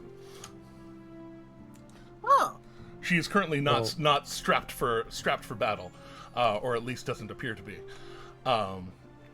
Well, first off, Luca is immediately standing up and walking over to embrace Akira. Well, a big unprofessional business meeting kiss. Like Akira doesn't know any other way. It's like, I'm seeing my man kissing my man. And I don't remember who of the rest of you were actually there whenever Nyack and Inferno first crossed paths, but I think one or two of you may have met Inferno, now actually known as Caleb Widowgast. But he stands very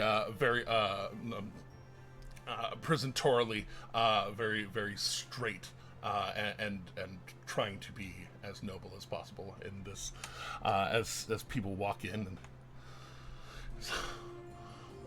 And would our meeting be better achieved at a different time?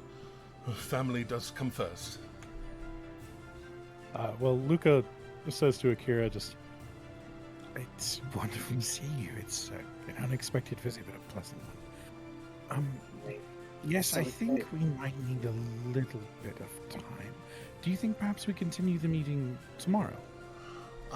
That would be entirely okay. And his companion, Veth, turns to him. But we need to get this done, Caleb! And he puts a hand in this 9. We let family come first.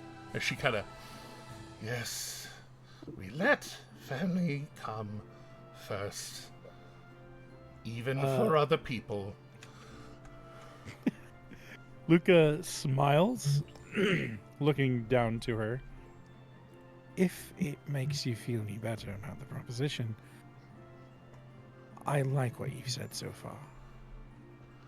I'm just very excited to get started, and having investors such as the Debitoire Exchange would give us a modicum of credibility with those that would be willing to pay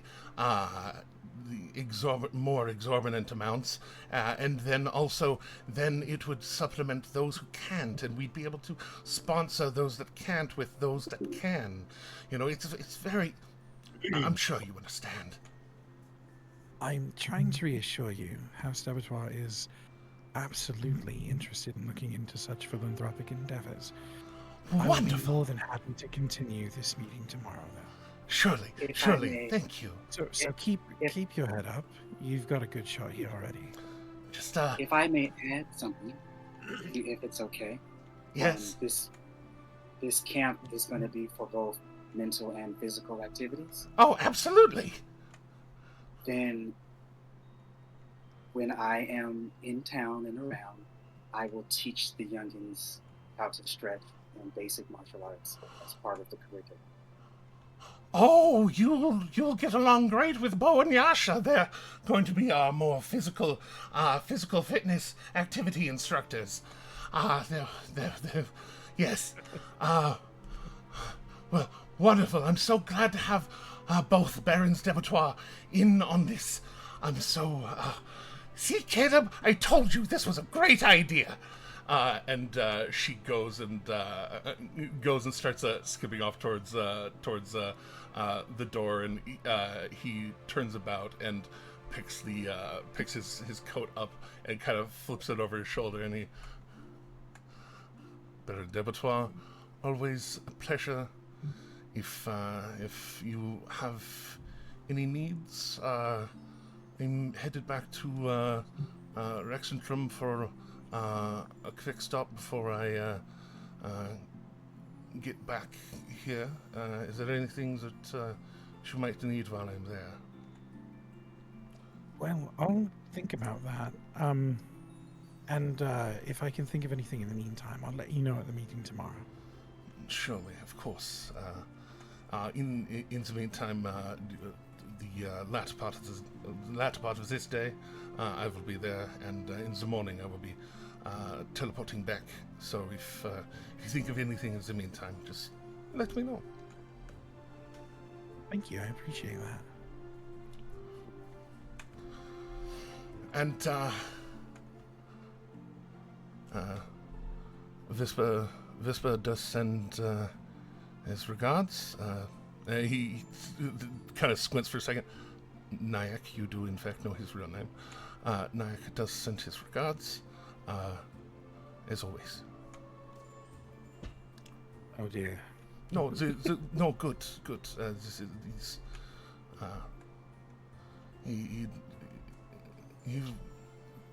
He wishes you and yours quite well, in fact.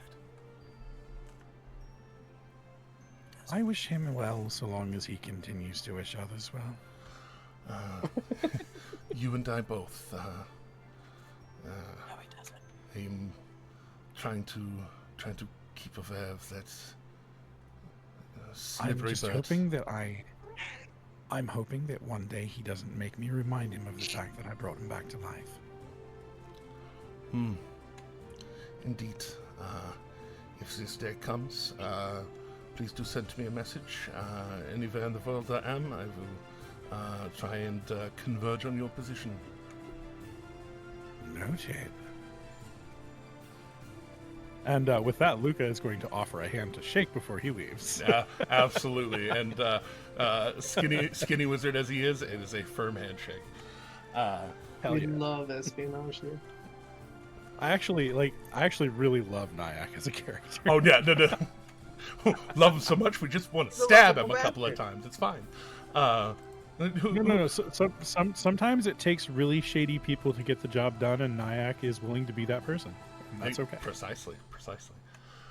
But yes, for those of you who haven't been in House d'Abattoir before, the very nice walls. Those of you who have been in House d'Abattoir before, there are a few more accoutrements on the wall, pieces of art and decorations. Nice. It seems like the house is filling out just that little bit more as to even just 5 weeks ago. There's they don't brag about getting richer out loud, but there are signs, one might say. Right. Can't hide money. I do want to say, I think Dante telegraphically says to Micah, "Don't touch everything. Silver is everywhere." It's legit. So much over here. Don't strike you as the sort of person that just goes around touching things. And above table, Tim, I'm sorry to make you have to do this. Akira will introduce Luca to Micah. Luca is Sorry to going make you- Luca looks down at the Leonin. Well, it's a pleasure to meet you. And how exactly did this one end up with you all? Oh, he was sent to protect me from via the class. Apparently, there was a hit put out on me on the airship that I was traveling on. Luca looks unhappy and surprised. Yeah.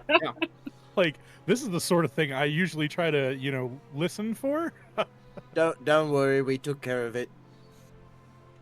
To be fair, they did say in previous sessions that they did Sending Stone inform you of such things. Right. Yes. I'm sorry. So that is at least something that Luca would be aware of. Yeah. Right? You know. So yeah, you would know. I'm just kind of. Micah sort of offers a not too proper half bow. Just pleasure to meet you, Lord Debetor. And He seems to be nods. he seems to be okay for the most part. We've kind of been through some stuff together. Well, they seem to prove themselves, at least in battle, as it were.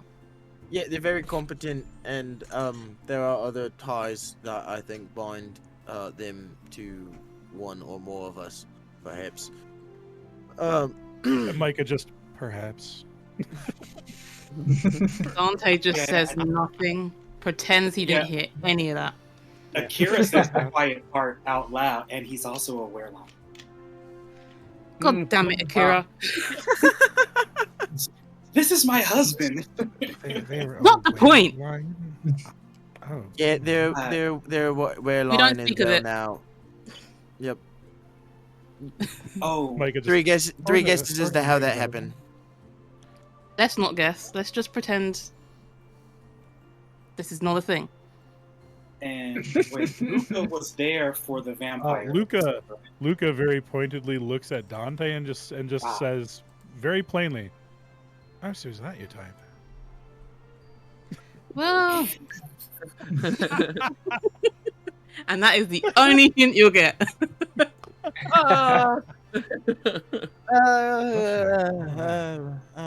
But anyway, so it's wonderful to see you all.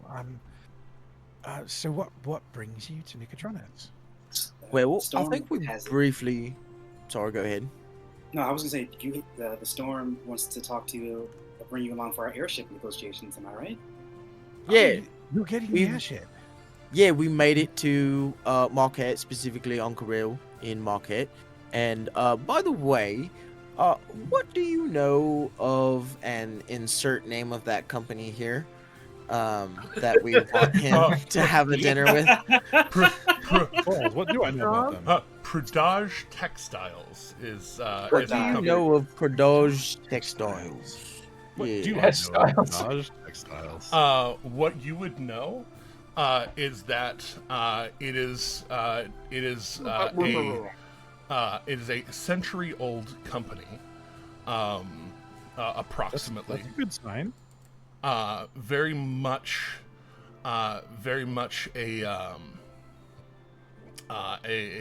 it's been doing business for a long time.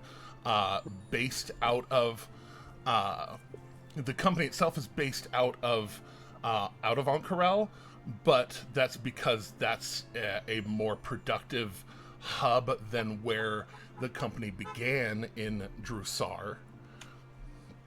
Okay. The last Prodage to run the company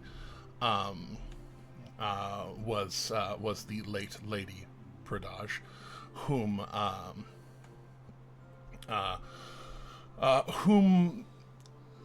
died under what is very publicly somewhat mysterious circumstances. Even though she was old, she was in decent health until she very abruptly wasn't.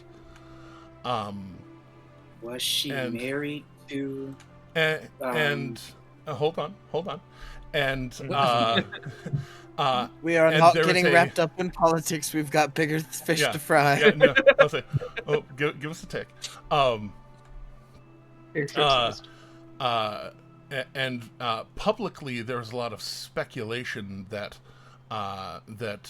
you know, as soon as she died, her personal bodyguard, one Erix Eshtaros, inherited her fortune, inherited her titles, inherited her company, everything.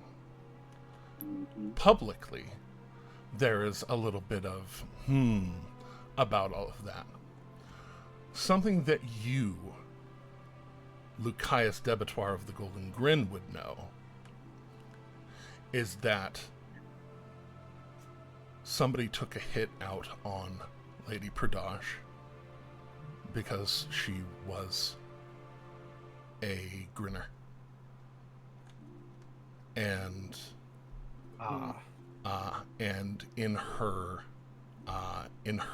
passing along of her torch, as it were, of everything, you would know that Lord Erix Eshtaros is a very safe place to have a little smile. Oh, now it all makes sense. When you say the name of the company, Luca looks relieved. Just, I know enough about them. Yeah, I'm familiar. Well, that's great, because we arranged a dinner for you and Akira with Lord Eshtaros this evening. What time is it now here? It is about midday here. Y'all went hard east. Right. Crossed the day line. It was morning. It was morning where you were. It is now somewhere in the early afternoon. So real quick, like aside there, Nox back with the party. So Luca has something to impart to Nock in this conversation. Then, well then, which is Luca would look towards Nock and just say, I'm sure that if you spend some time talking with him, that you'll find that he always has a smile on his face. Yeah. Well, thanks for the information. After all, Nock did join. Yeah. Yes. Yeah. Like, I haven't, I've been probably in no contact with any grinners for a while, but, still, it's like, oh, yeah, gotcha. Like, it probably takes a second to go, but, yeah, gotcha. Yeah, it's sort of like the you're part of this. Yeah, just so you know. Hey, I'm gonna pass this on to you because when you guys are dealing with them and when we're dealing with them, that could be important. Exactly. So yeah, we've arranged a dinner for you with him, and also there is the purchasing of the airship that we could use your assistance with. Also, right. Also we have a captain, and also I have a captain. Yeah, they're best friends. Captain, and you have a captain, and you have a captain. Yeah, I have become entangled. Mm-hmm. Oh. I think a little more than entangled. Entangled is probably the right word. Not sure if I'd call it entangled. There's one way to think about it, I guess.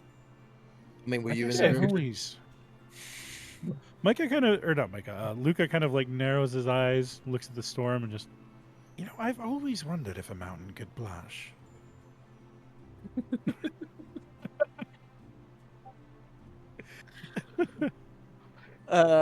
No one is here to attest to that fact, so... Ha! Oh no, everybody heard that one happen. I'm just saying. No, what Ro put in the chat. Oh wait, I just now saw that. I am slain. I am slain. Sorry. But actually, no, I'm not. I'm not apologizing for this one. It's fun. You should not apologize. That was beautiful. Go ahead. Let's just say that he was the Slayer without the S. Indeed. You were saying, Storm. Yeah. So, her name is fucking Justice. Can't remember, but that's a weird name. I can't remember the whole name. I know it's Quintessa, but like Quintessa with a Q, Catal with a double K. Like, yeah. I was going to say, can Storm really remember? Oh, I was like, now? Yes, his brain is on. Yes, absolutely. Yes, brain's on. All the time now. I'm not stuck to the orb. Quintessa, that's a beautiful name. Indeed. Oh, I thought so. Debatable. I think but anyway, so all we need is a crew, essentially. But I think we could wrangle that up pretty easily. I mean, it's a prominent airport town. Pretty easily. There's a chance that the exchange might be able to lend some assistance in that. Oh, we do, after all, have several people in our employ. Or if you'd prefer, I could probably see if we have any skilled members of the House Guard. I think that would be preferred, honestly, given maybe a good mix of the two, considering that once the airship is purchased, we do plan on, handing it over to you for use in the exchange during the interim time that we will be in hell. In that case, we could keep the crew and we could keep it crewed and captained safely by the same people. Right, yeah. That would be perfect. When are we planning to leave to do this? Oh, like right now, if you want, yeah. Oh, good. Yeah. All right. Olo's got the staff. He's all geared up, ready to go. He can take us any time. Give me about 30 minutes to consult with 3 a few minutes? people here. To consult with a few people here and see if I can't wrangle up a crew. How many people would you need to crew a ship? 30, depending on the size, isn't it? It's about 10. 10. I'll say it could be a lot more. Depending on if it's running. Definitely no. I'll say it depends on the size. The Silver Sun was kind of a mid-size boat, and the mid-size boat to be able to really respond well. It needed besides the captain at the helm, like 8 people during the day, and they usually kept 8 people at night, except 2 of their night crew died, and then one of them turned into day crew. And so they were able to make it work with 5, though. I mean, Micah continued to do work, but yeah. Yeah, well, that's what I mean. He switched to day crew. Was with the rest of the crew for the rest of the day. Would have maybe switched somebody else. So five or six on crew at night. They were able to do it. 1 person at the helm. So generally speaking, with a boat that size, 8 and 6, 14, 15, 16. So 14 crew, first mate and captain. So real quick, if we're thinking, at least the Storm's thinking, and he'll say this to the whole group as well, but above table to you, Jeremy, if we were thinking like a small, like militarized, like frigate style crew, what you thinking? So bigger than the Silver Sun? No, smaller but militarized. Smaller than the Silver Sun and militarized, not entirely. Well, not entirely.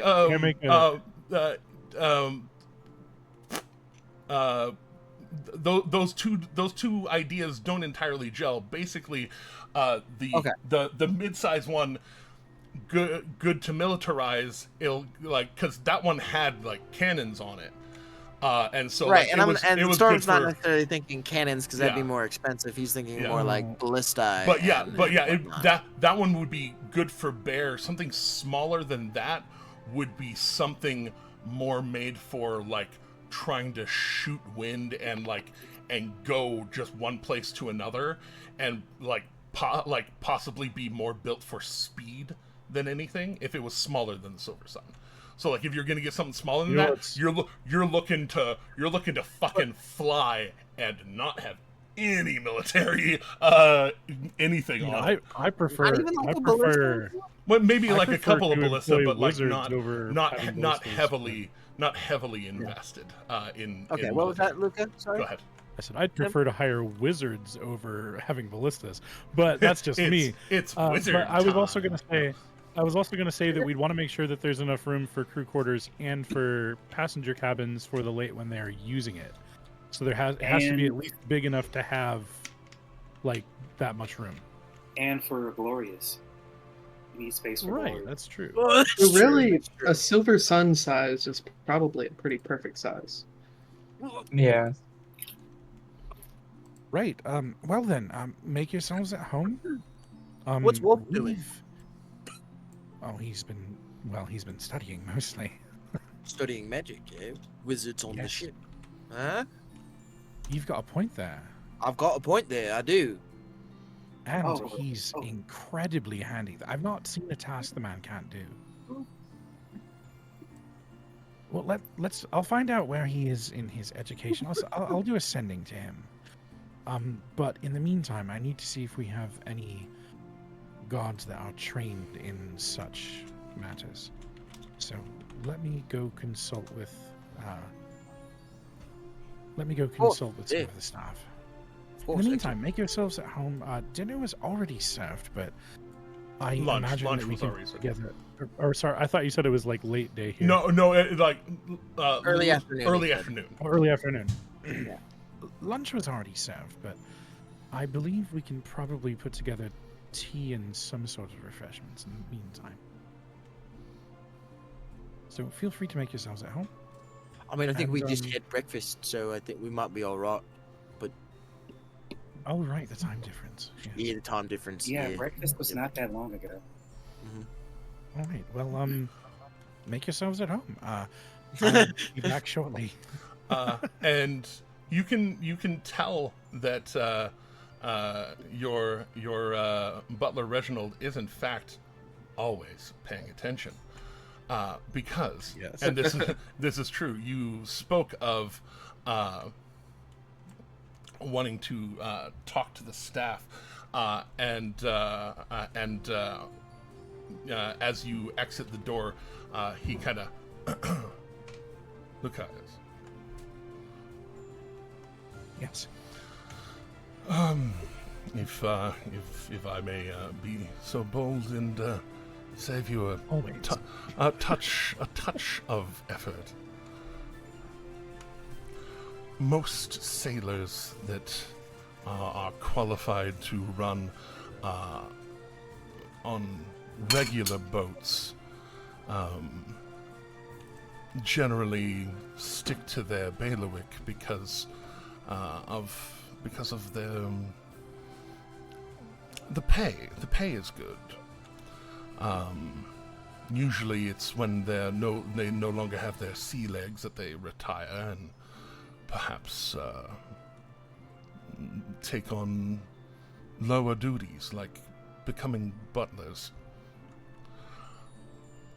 I understand, but we also have a guard regiment, and there's a possibility that some of them may have such training.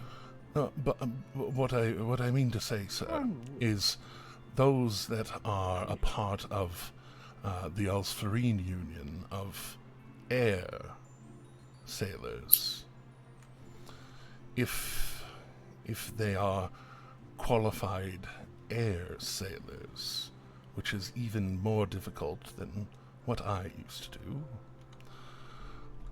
they would likely still be doing that or not be capable anymore.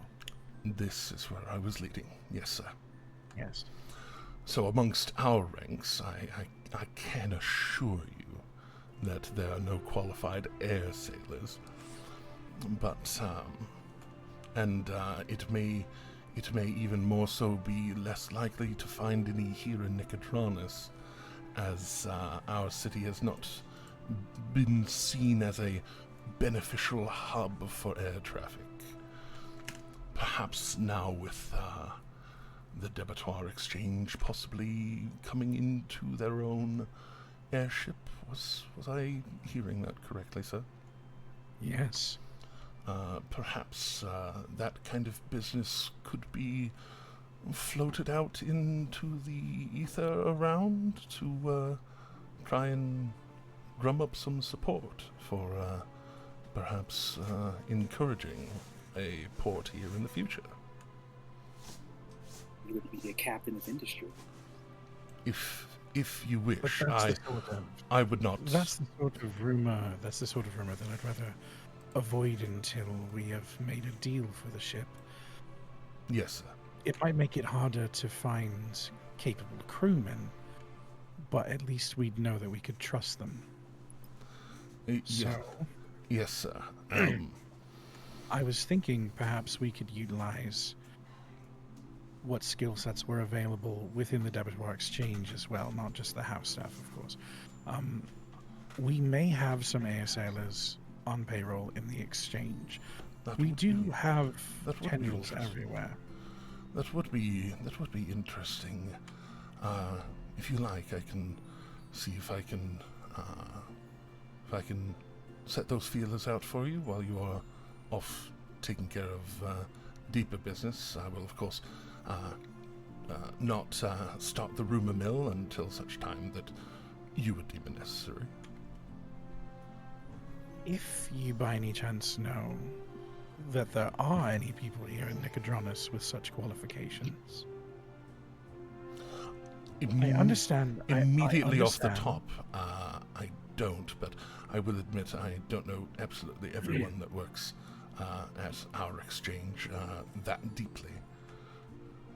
Well, the goal would be to resource within who has heard what, so take advantage of some of the rumors. Because if there's one thing that makes a loyal worker, it is someone who's given a second chance that they never thought that they deserve. So, Nicodranas is a place that people sometimes come to hide from the lives if they once led. Yes, sir. Perhaps we could check into those else.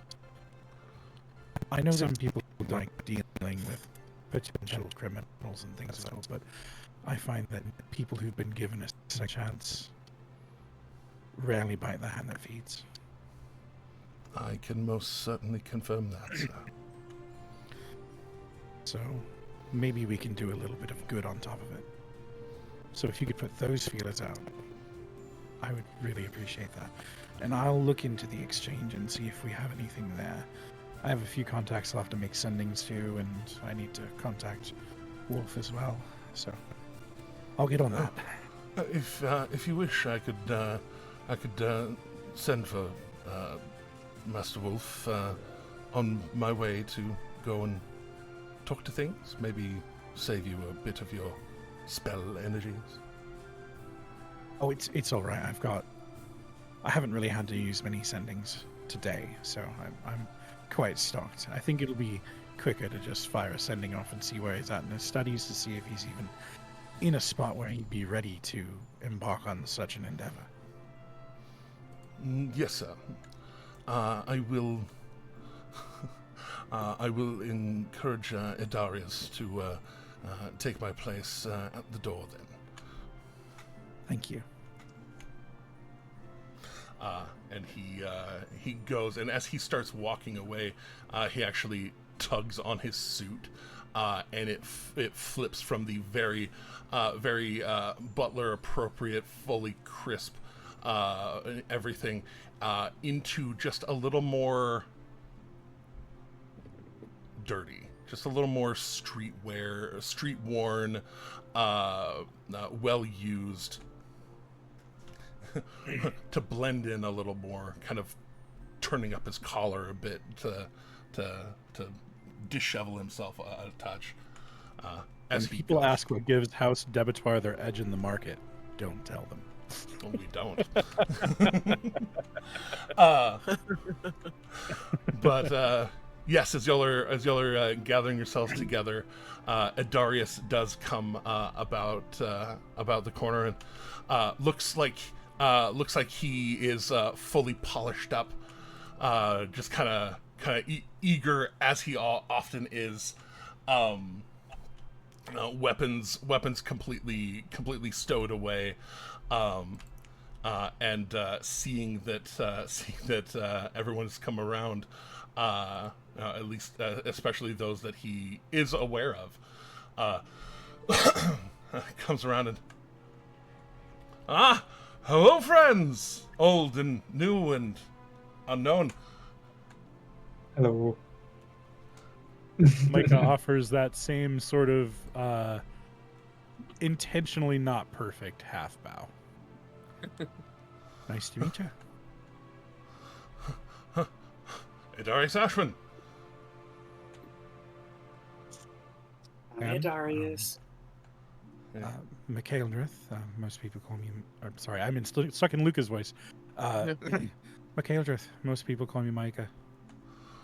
Micah. I will, if that's what most people call you, well, that is what I will call you. Most people just call me Darius. That's definitely not the name you introduce yourself as. Oh, Darius Ashwin. I see. Is full mistake. Proper. I too am learning more proper things. But as it's quite all right. Proper something I'm not particularly good at myself. But Akira is going to abruptly interrupt their conversation and give Adarius like a huge hug because they haven't seen him in a while. So they're totally just kind of like, sorry, Micah, and giving like all right, a huge hug to Adarius. Greetings, Akira, and he starts to say Akira, Baron Debetoire. No. You call me Akira. Don't you dare. Oh no, I am a soldier of your house now, my good respectable Baron. I am. I'm sorry, I can't. Every time I hear Baron, I just keep thinking Baron Harkonnen. This is bad. It's bad. Also, I am trying to get myself used to not casually referring to you to those who do not know you casually. So it is more me trying to train myself talking to other people rather than talking to you, Akira. We're never going to get used to this. But, Sir Adarius, I am so incredibly happy to see you. Likewise, very much so. Your husband stood very tall against a very scary odds for my safety and my retainment with the house.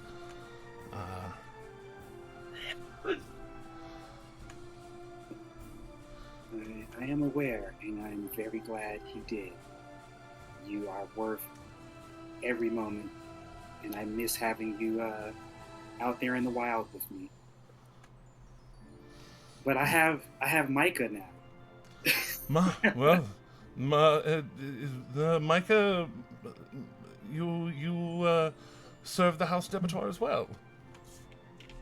Just me. Oh, just you. Micah offers a smirk a little too wide. And he kind of squints and...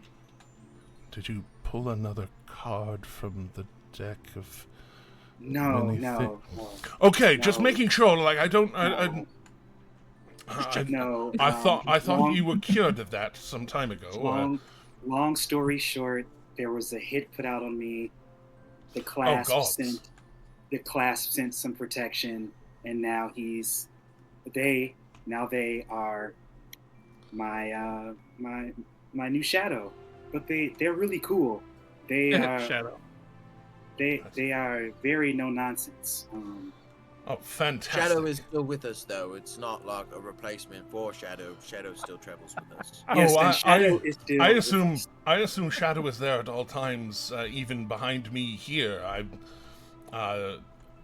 Here, there, anywhere. I never assumed Shadow's gone. Yes, I never assume that I am alone. Shadow is with me at all times. I assume. It honestly makes me feel good because I've seen them shoot things and they don't. That's shoot how at we me. leave each other. That's how we leave each other. We just look at each other and say, "Shadow be with you." Shadow be with you. Indeed. See, you understand entirely. This is the way. But yes, but he is. They are. Teddy, we miss you. They are so interesting. And Akira's going to lean in, trying to avoid Dante looking. And Dante's going to be like, I know what you're doing. They're a werelion. Are they really? That's fascinating. Isn't it? No, I mean, no, it's not.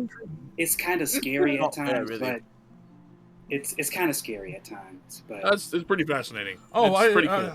I just assumed as soon as they got large that Storm became the backpack to them, that Shadow becomes to him, and that they just snuggle all night.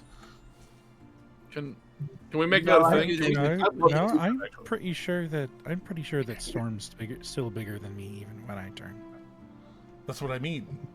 Him becoming a backpack on you, like Shadow, on. When I get big, you get big. You know, you like. Oh, right. Sorry, a little short on the uptake there. And then Shadow again. You know, you are the shortest person in their group, in fact. No, that's Shadow, but he's true. not here. I don't see Shadow very often. I don't see Shadow very often. I assume that Shadow is. You don't see I assume that Shadow is 8 feet tall. Shadow is as long as Storm's shadow, really. Shadow is an entity. I mean, you're not entirely wrong on might that. be. No, he's He only might about be as long. 2.5 feet tall. He's very small. He might be as long as the Storm Shadow, but he's only 2 feet tall. Oh, see, That's that was a test, and you passed for sure. Sure, yeah. You are definitely qualified to protect Akira. Akira's gonna say, Micah. Did I say something wrong? No, you said it perfectly right, my friend. Perfectly right. Please say more stuff like that. I can imagine Olo just took that very literal and be like, "No, he's like this big." Like, I think I think when Alex is to say more, Dante's gonna go. Trust me, you do not want him to say more. It gets worse. Wow. I'm pretty sure I like it.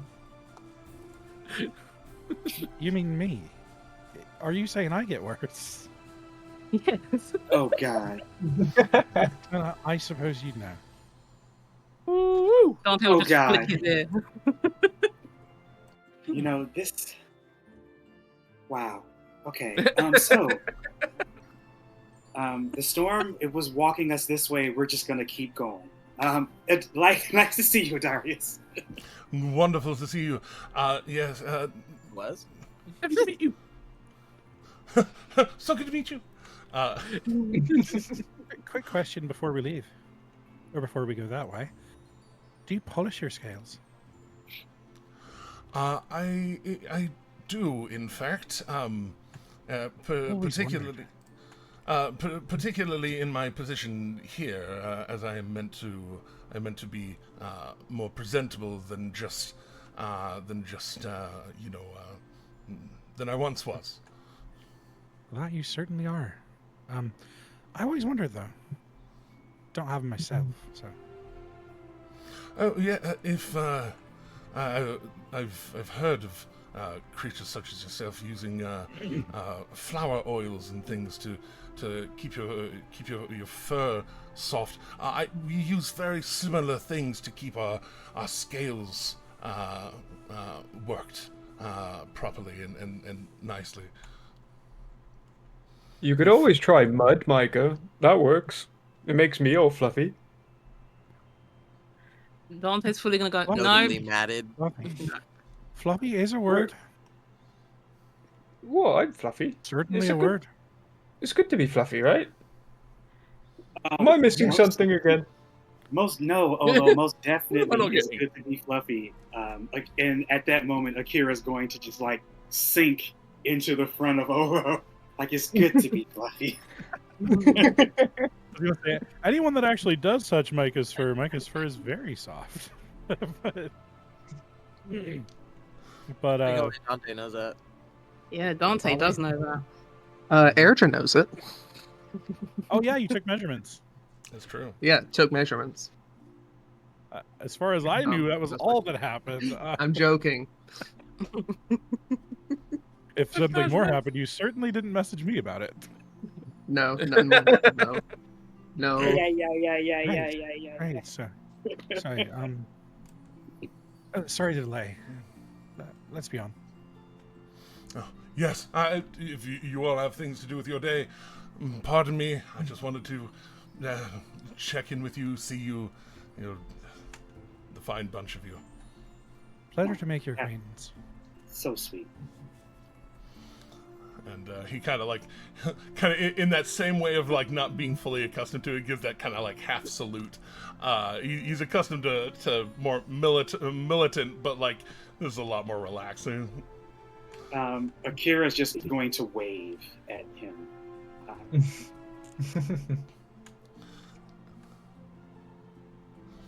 I am not going to get used to this. Now even my good friend is calling me Baron. Should I start calling you Baron? Yeah. No. Well, at least No, none of you call me Baron. None of you. Are you sure, Baron? You know what? I think I might take a page from Micah's book and start calling you Baron too. You know what you did. I mean, you all refer to me as a title, apparently. The Storm. That's my title. So, like, why shouldn't I use your title, Baron? Fine. I could call you Barry if it helps. No. No? Oh, okay. No, do not call me Barry. No! That's even worse! It's on my name! Akira will do fine. That's how you've known me all this time. Okay. Akira. No. I'm proud. Yes, I'm proud to be a Devatoire, but this nobility thing, I don't want my friends calling me Baron. I think it's a challenge of comfortability from Cord. I think you should rise to it. Yeah. Hey, Sorry for making I don't you think uncomfortable, everything's a Baron. challenge from Cord. Technically speaking, And I think That's a good way to get broken nose knock. Right. You know, I probably ought not do this. Akira speaks highly of me. I'd like to keep it that way. Okay, let's keep going. The Baron says so. How's that? Baron says so. Like, in their ship. yeah, so now they can pull it out whenever they want to. You guys created a monster. I've lost all. I think the only one creating monsters around here is Dante. Ooh. The Storm is going to the probably grin. fall to his knees laughing. The grin on Micah's face has far too many teeth. Oh, where did Dante's just gonna shake his head and just pretend that we lost a moon for a second. The Storm Oh, is they're back. hands and knees, pounding the ground, laughing. What Micah happened? walks over to the Storm and holds out their hand for a high five. Wait, what? I missed some of what happened. A What well-earned high five. Oh, happened? I missed a lot of what happened because all my sound went out. Ah, well, after the Baron comment you made, it was mentioned that we've created a monster, and Micah said, The only one creating monsters around here is Dante. He is not impressed. Okay, that's pretty funny. Yeah. Yeah, So the storm is on hands and knees, pounding the ground, laughing because that is damn funny in his mind. And then Micah got a high five from the storm. Yes, indeed. That's a very solid high five. And then Micah I'll give you the walking back highest over to five. Dante. Micah walking back over to Dante just drops their shoulder into his side, kind of jokingly. I think Dante will just playfully like move himself into him and just be like, "Come on now, low blow, dude." Akira is going to not even carefully sneak up behind Dante and give Dante a noogie. Like, why you did do that? You're getting the nugs. Why is everybody ganging up on me today? Come on, guys. Oh, you all just ganged up the on worst me. of it.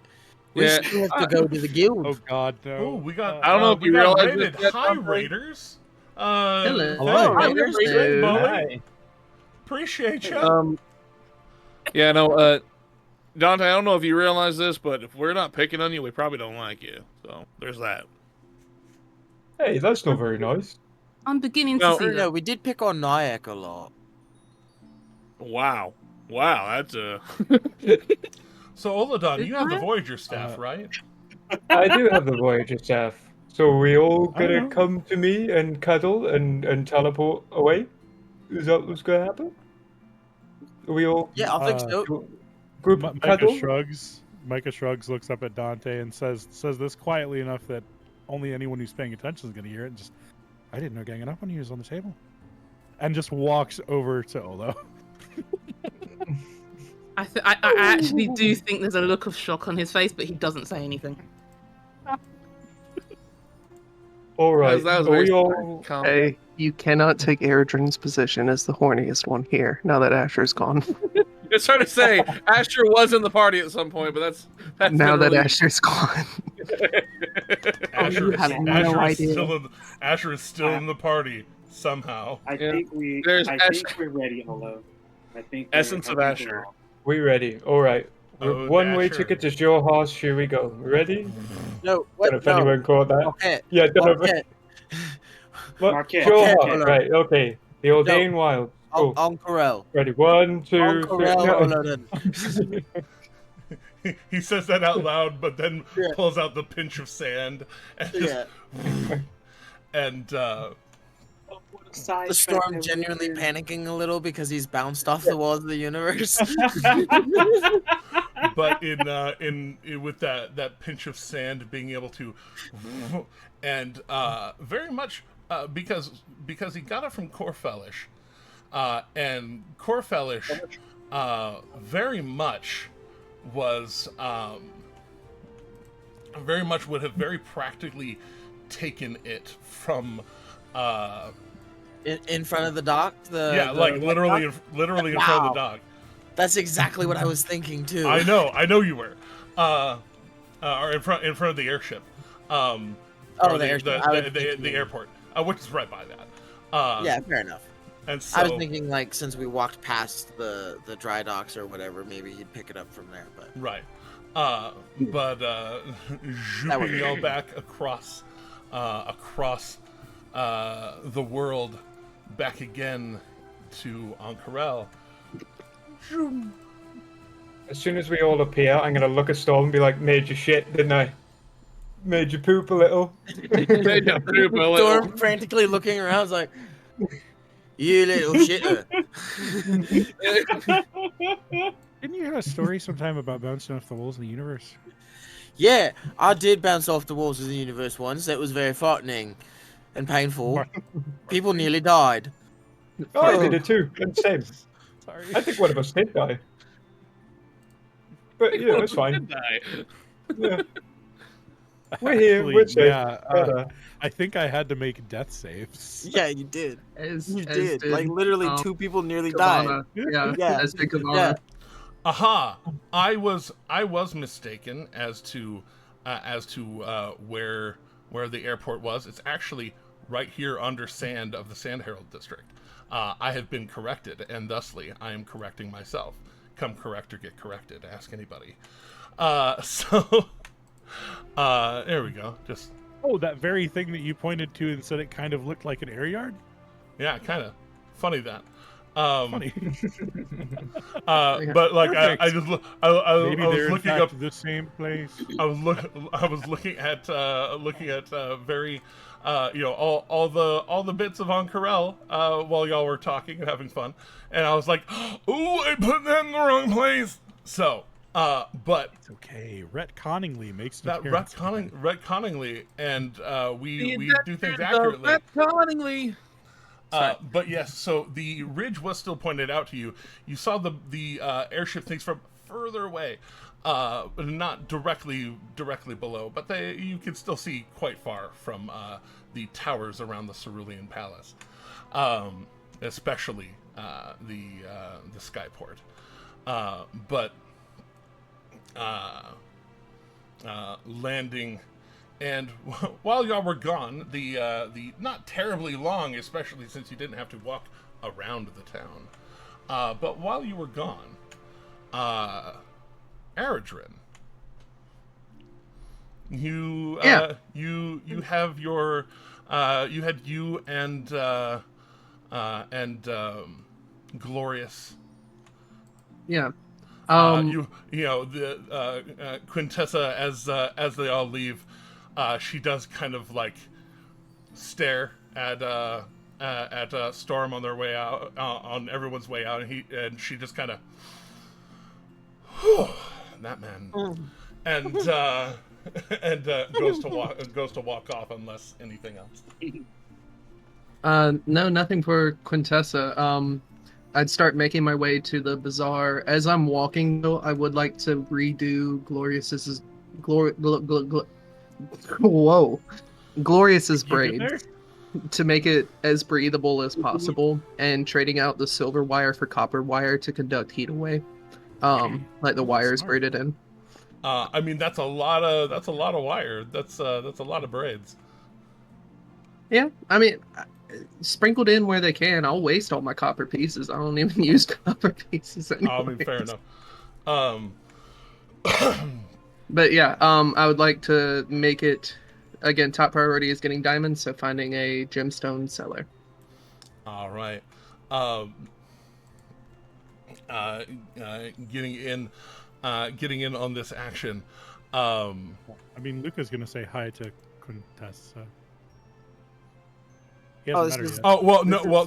But before, while everybody else was off and doing things. Okay. In the meanwhile, no, you're quite all right. Gotcha. Meanwhile, in the Hall of Justice. In the Hall of Justice.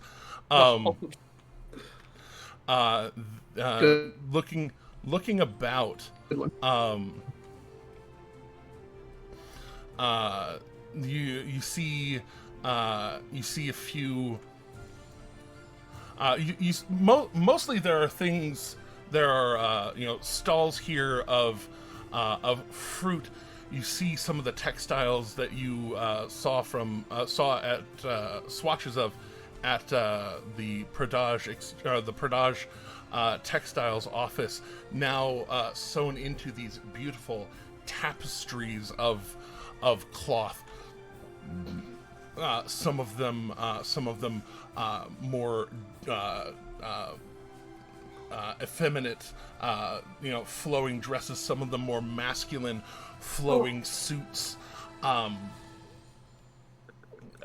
Sashes and things that you see people who are more native, whether masculine or feminine, sash wear and head coverings and things are very common around here. Non-furred creatures' ways of conducting the heat away, as it were. But Micah just looking around like, what's wrong with all of you? Right. Oh no, I feel quite comfortable. I lived in a forge, motherfucker. It's true. You sweat? You sweat? What's sweating like? Don't okay, Panther. Sweating through his cloak. I'm just saying. That's true. There's a a mid-aged woman that it looks like she has a table stand, but then also it's like the table stand itself is set at the front of a building, and it's no bigger than like a pizza like a shopping center pizza place, thin and long, but it's got a bunch of boxes and things behind her, and her banner, old but well kept, says oddities and eccentricities, in common. In fact, it is not in fact common to see a sign in common here, but that one is. And going further, there's an area when you ask about. There we are. An area that is referred to as the Boneyard. Oh, sorry, the Bone Garden. And when it's pointed out to you, it's almost like a construction yard. Bricks and materials, all kind of stacked up, but Do I walk by a lumber yard on my way there? Well, it's not a lumber yard because they don't have trees in that way. You see, there are some trees, but the trees are very precious. They are not a common building material, but being pointed that way here at the top of the Suncut Bazaar, you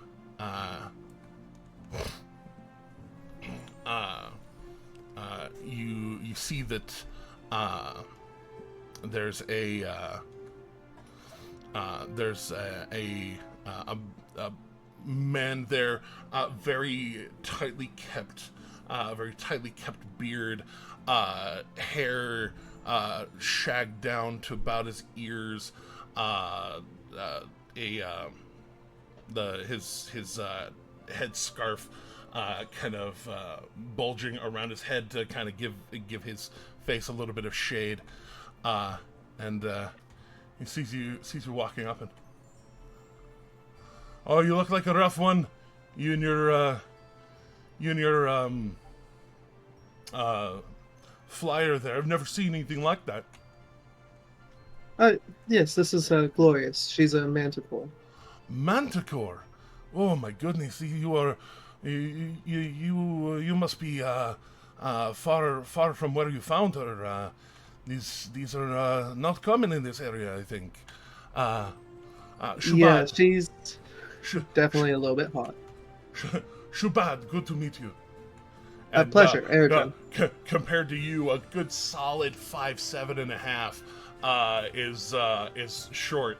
But he reaches up, shakes your hand, and are you looking to build a residence, or are you artist? Your beast has many braids. I do a little bit of everything. And he says beast, and Glorious full on says, like, just growls out, friend. And friend has many braids. Are you the artist? And he definitely has that eye on Glorious of like she spoke. That bark was a speech. He just very casually scritches behind. I'm Glorious' not nervous ear. at all right now. Well, a little bit of everything actually, but currently I'm looking for diamonds and maybe if you have a couple of woods, but the diamond is the top priority. Small amounts of wood, obviously. Oh, the woods. Most of the wood type of things we keep here are imported from very far, very expensive, I would say. But even among more common woods other places, here it is a very warm commodity, one might say. But as far as diamonds go, are you looking for some sort of home adornment? Are you again some sort of artistic project? He and you shorted out. Healing, primarily. Oh, healing. Okay. Most of the people that get the finer diamonds go through the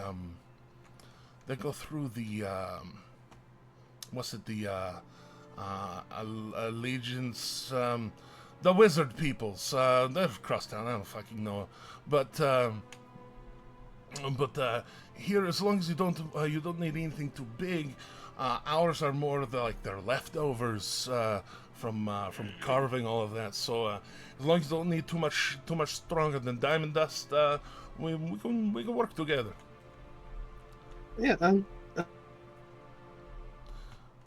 How much are you trying to buy? What's your price?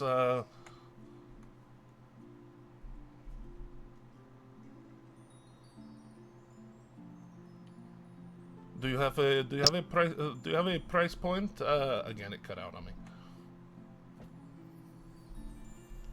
Yeah, no apologies. I don't know why my Discord is being mean today. No, I didn't sleep with his dad. We love you, Discord, and he did not sleep with your dad this week. You preemptively got me before I asked. Yep. Not this week, at least. Not this week. Yeah. He took a week off. Be grateful. Looking for about 1,000 gold pieces worth. Oh, just 1,000. We can accommodate 1,000 gold pieces in the diamond dust. Yes. Yes. Let us real quick, and he takes you, kind of escorts you into the grounds a bit further, and you can see people kind of moving around. Some of them, moving bricks onto and off of carts. And stones of several different types. Some of them look a little more native to here, and some of them look very fine and much further away, perhaps. And you get to an area where there are strips of lumber worked into like 1x6s and 2x4s and 4x4s. Stacked up and very, very particularly and meticulously kept.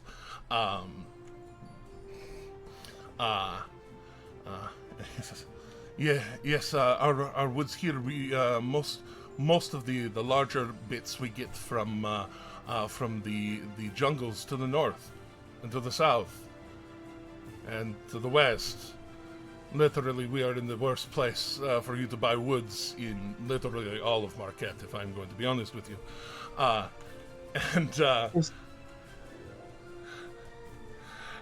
And then this kind of a little, like, it's a small office building, kind of middle of this area, leads you in, and there's a kind of cabinet protecting drawers, and he first opens the cabinet and then asks somebody for a key, and that person comes over with a key, and he pulls out another key, and they kind of work together, unlatch a lock on this cabinetry, and he kind of down this one, and he kind of cracks it, and he slides it open, and it is a little pool of diamond dust inside of this drawer, just a bunch of it. 1,000 gold pieces worth, that would be, and he pulls this kind of measuring spoon out, and very, very meticulously, very precisely, takes a scoop, takes a little flat leveler, pushes off the bit that would be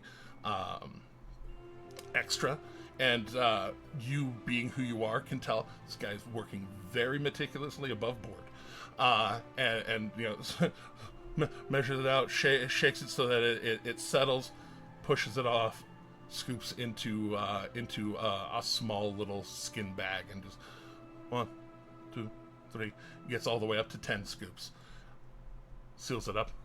1,000 gold pieces, you say? Yep. Gold, platinum, please don't pay in silver. Okay. And I'll give him 1,000 gold. Going through, you count it, he counts it, the other person that had the key counts it. Like as he's counting it, he hands it off to her, and she basically triple checks his work. And it's very pleasant to do the business with you. Think of the Bone Garden anytime you need things, especially if you are not giving money to the wizards and are giving it to us instead. We appreciate the business. Of course, pleasure is always. And walking back out, you really do notice that, like walking in, your focus was mainly on him. Shabbat, talking your ear off a little bit, and then on your way out, you can see like all these other warehouse, for lack of a better term, this open air warehouse, this brickyard, lumberyard. You can tell like there's a lot of attention on. Not even you, because like you're a dude, you're a different looking kind of dude, but you're a dude. Like Shabad's evaluation of your manticore is shared by a lot of people. There are a lot of people that are. It's not even intimidated, but just you're walking around with a thing that they may have read about in a book, if they've even heard of it. And so you're walking through with this legendary thing, and they're just watching, like wow, and she's so well decorated and well oiled. You take care of her, and she kind of looks up and goes, "Is this what it feels like to be different?" Oh. Like looking down at her, or looking at her, not even down at her, looking at her. Oh yeah, well yeah, she 100%, with her, fully upright, head up, almost eyes with you. Yeah. No, glorious. This. And she is kind of like head down a little bit, You can tell that nervousness. Kind of almost scratching her chin a little. Glorious. They are admiring you, if anything. You are an amazing friend, an amazing creature to many people. This is glorious. Yes, it is. And she takes a second, lets you step 2 steps ahead, and she kind of braces herself on the ground and strikes a pose, wings up, and just kind of and there are a couple of people that as she does, and she just kind of snarls, head high, and just kind of I toss her a big piece of dragon jerky. and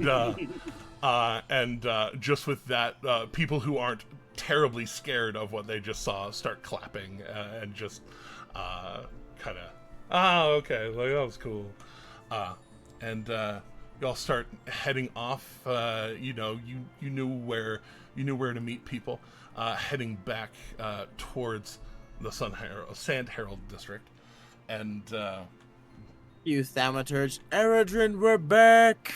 Yeah. I definitely would have had Zan out patrolling. Yeah.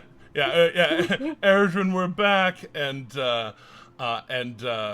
Glorious hears it too, and she kind of wings to you to climb on. Go, let's go. I guess as much as I I'm not going to put a saddle on Glorious for this particular ride because I know those are hot, and this is already hot. Oh yeah. No, she full on is just like goading you to climb on because these streets wind a bit, and you know, here in the Suncut Bazaar there's a lot of drapery and things, and so she basically like has you climb on and then kind of goes into an alleyway and just kind of like leaps up and kind of climb like claws into the side of a building, kind of climbs up, gets clear of the drapes, and just takes off into the sky, clearing a lot of these winding roads. As you take to the sky, make a perception check, just real quick. Oh dear. Don't worry, it's actually not for anything bad. Dear. This is only good things if you notice it, actually and truthfully.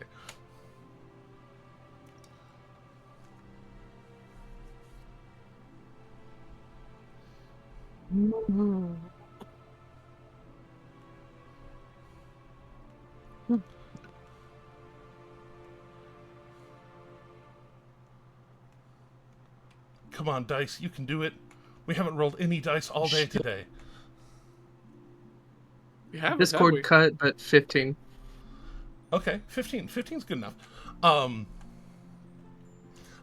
As she takes off and starts flying you, she doesn't entirely, like, she understands what walls are, but she doesn't entirely understand the significance of the Cerulean Palace walls.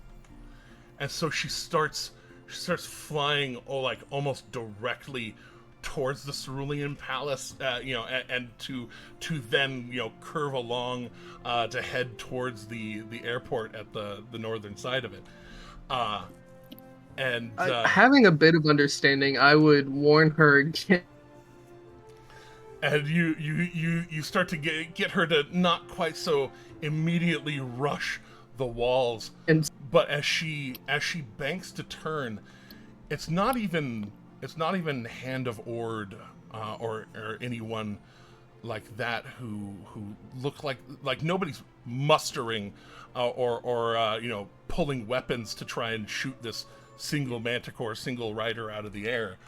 But you actually notice as you bank and looking towards the palace, it banks you to look towards the top of this extraordinarily tall tower. And up at the top... Hail hydration. Hail hydration. Up at the top... Discord, what did I notice? No worries.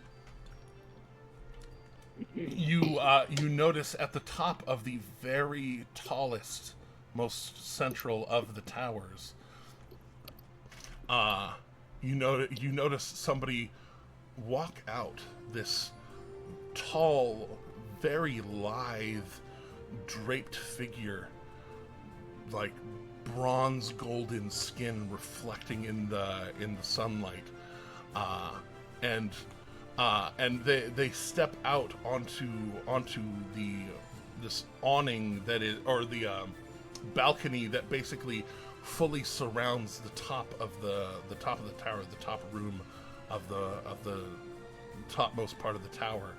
And they walk out and they step out and look, and they're looking down, and they actually lock eyes, maybe not with you, but with the two of you flying through, and they observe, it seems, and you actually see, even from several hundred feet away, a very broad and obvious smile on this person's face as they see y'all flying, and just kind of like they are regarding the two of you. But approaching in, we're here, getting close enough to be telepathically connected to your familiar. You hear you start to tune into Zan saying, "Erdrin, they're here. Erdrin, they're here. Erdrin, I will call. Sorry, I just swapped my phone. I will call Zan back to me and fly to him, I guess. Yeah, you'll see them land in Glorious immediately. Again, tucking into the closest shadow as soon as Aradrin dismounts. And the flying is good. It's flying or shade. Okay. Whenever we're walking around, then, if you want to fly above us, just don't go above those walls we saw, the big tall ones. Big walls. Important walls. Yeah, don't go near them. They will hurt you.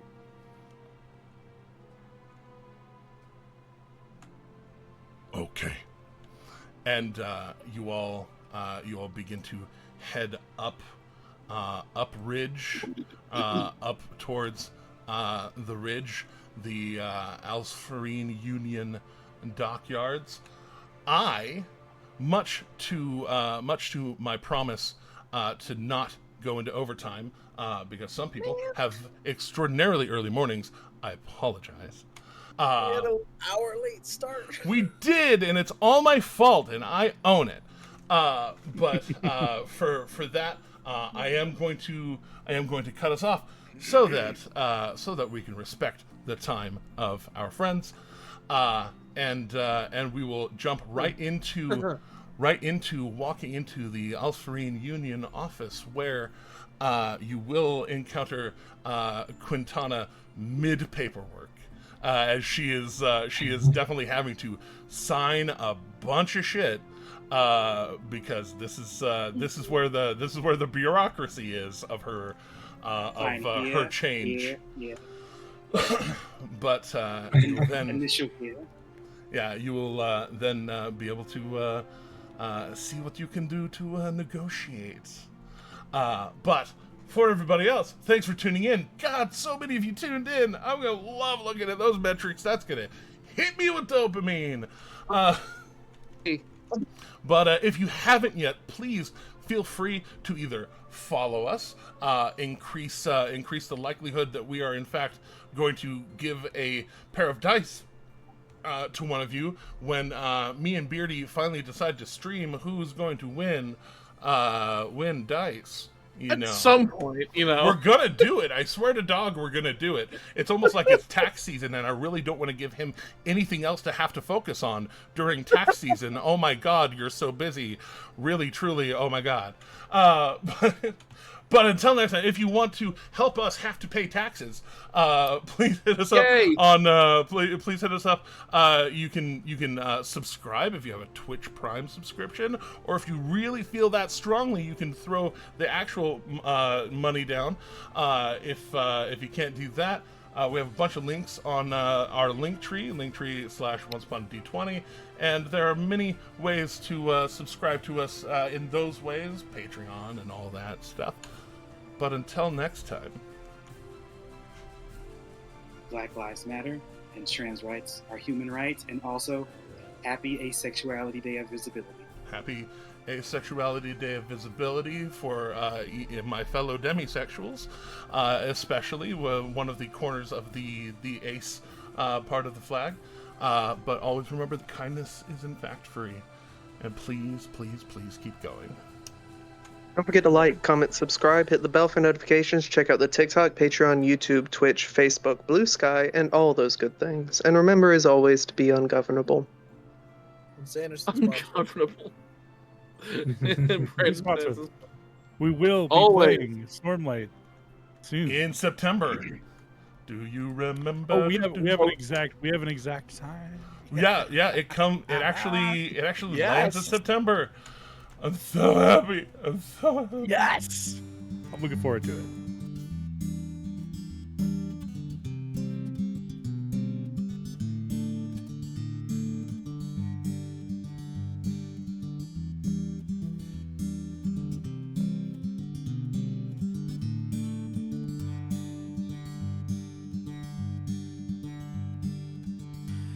Everyone knows the lily of the valley, a sunburst of a dahlia, of roses sharp thorns. But the prettiest, sweetest of the flowers only grows on the farther shore.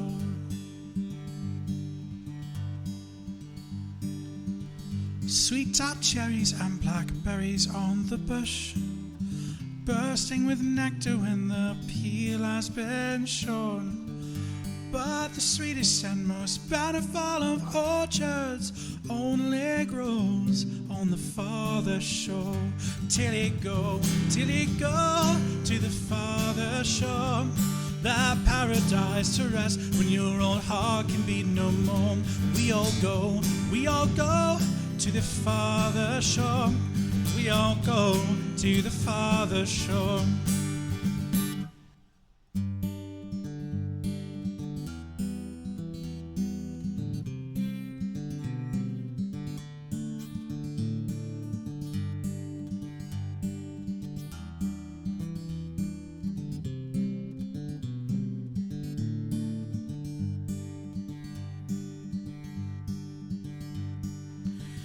Wild temptations haunt this earthly coil. Some may resist them, though others can't ignore. But the promises of pure imagination take us all to the farther shore. It must be everything that everyone was promised. It must be all that we could ever want and more. It must be better than the love we leave behind us. They only know on the farther shore. Till it go to the farther shore.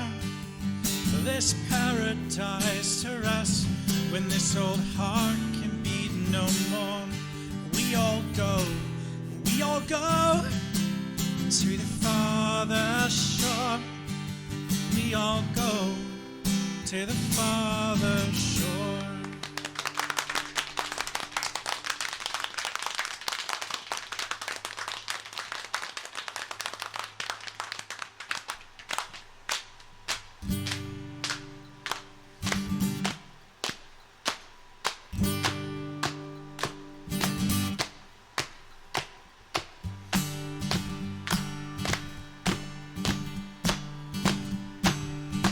I want to hear everybody, come on. Till I go to the farther shore. Till I go now, yeah. Rest when this old heart can be no more. We all go to the farther shore. Let me hear you now. To the farther shore. Show a grin, wake the dead. Till I go to the farther shore. Till I go now, yeah. Rest when this old heart can be no more. We all go to the farther shore. Let me hear to the farther shore. Let me hear your voices, everyone. To the farther shore. Sing it, everyone. To the farther shore. Thank you very much, everyone. In memory of a friend.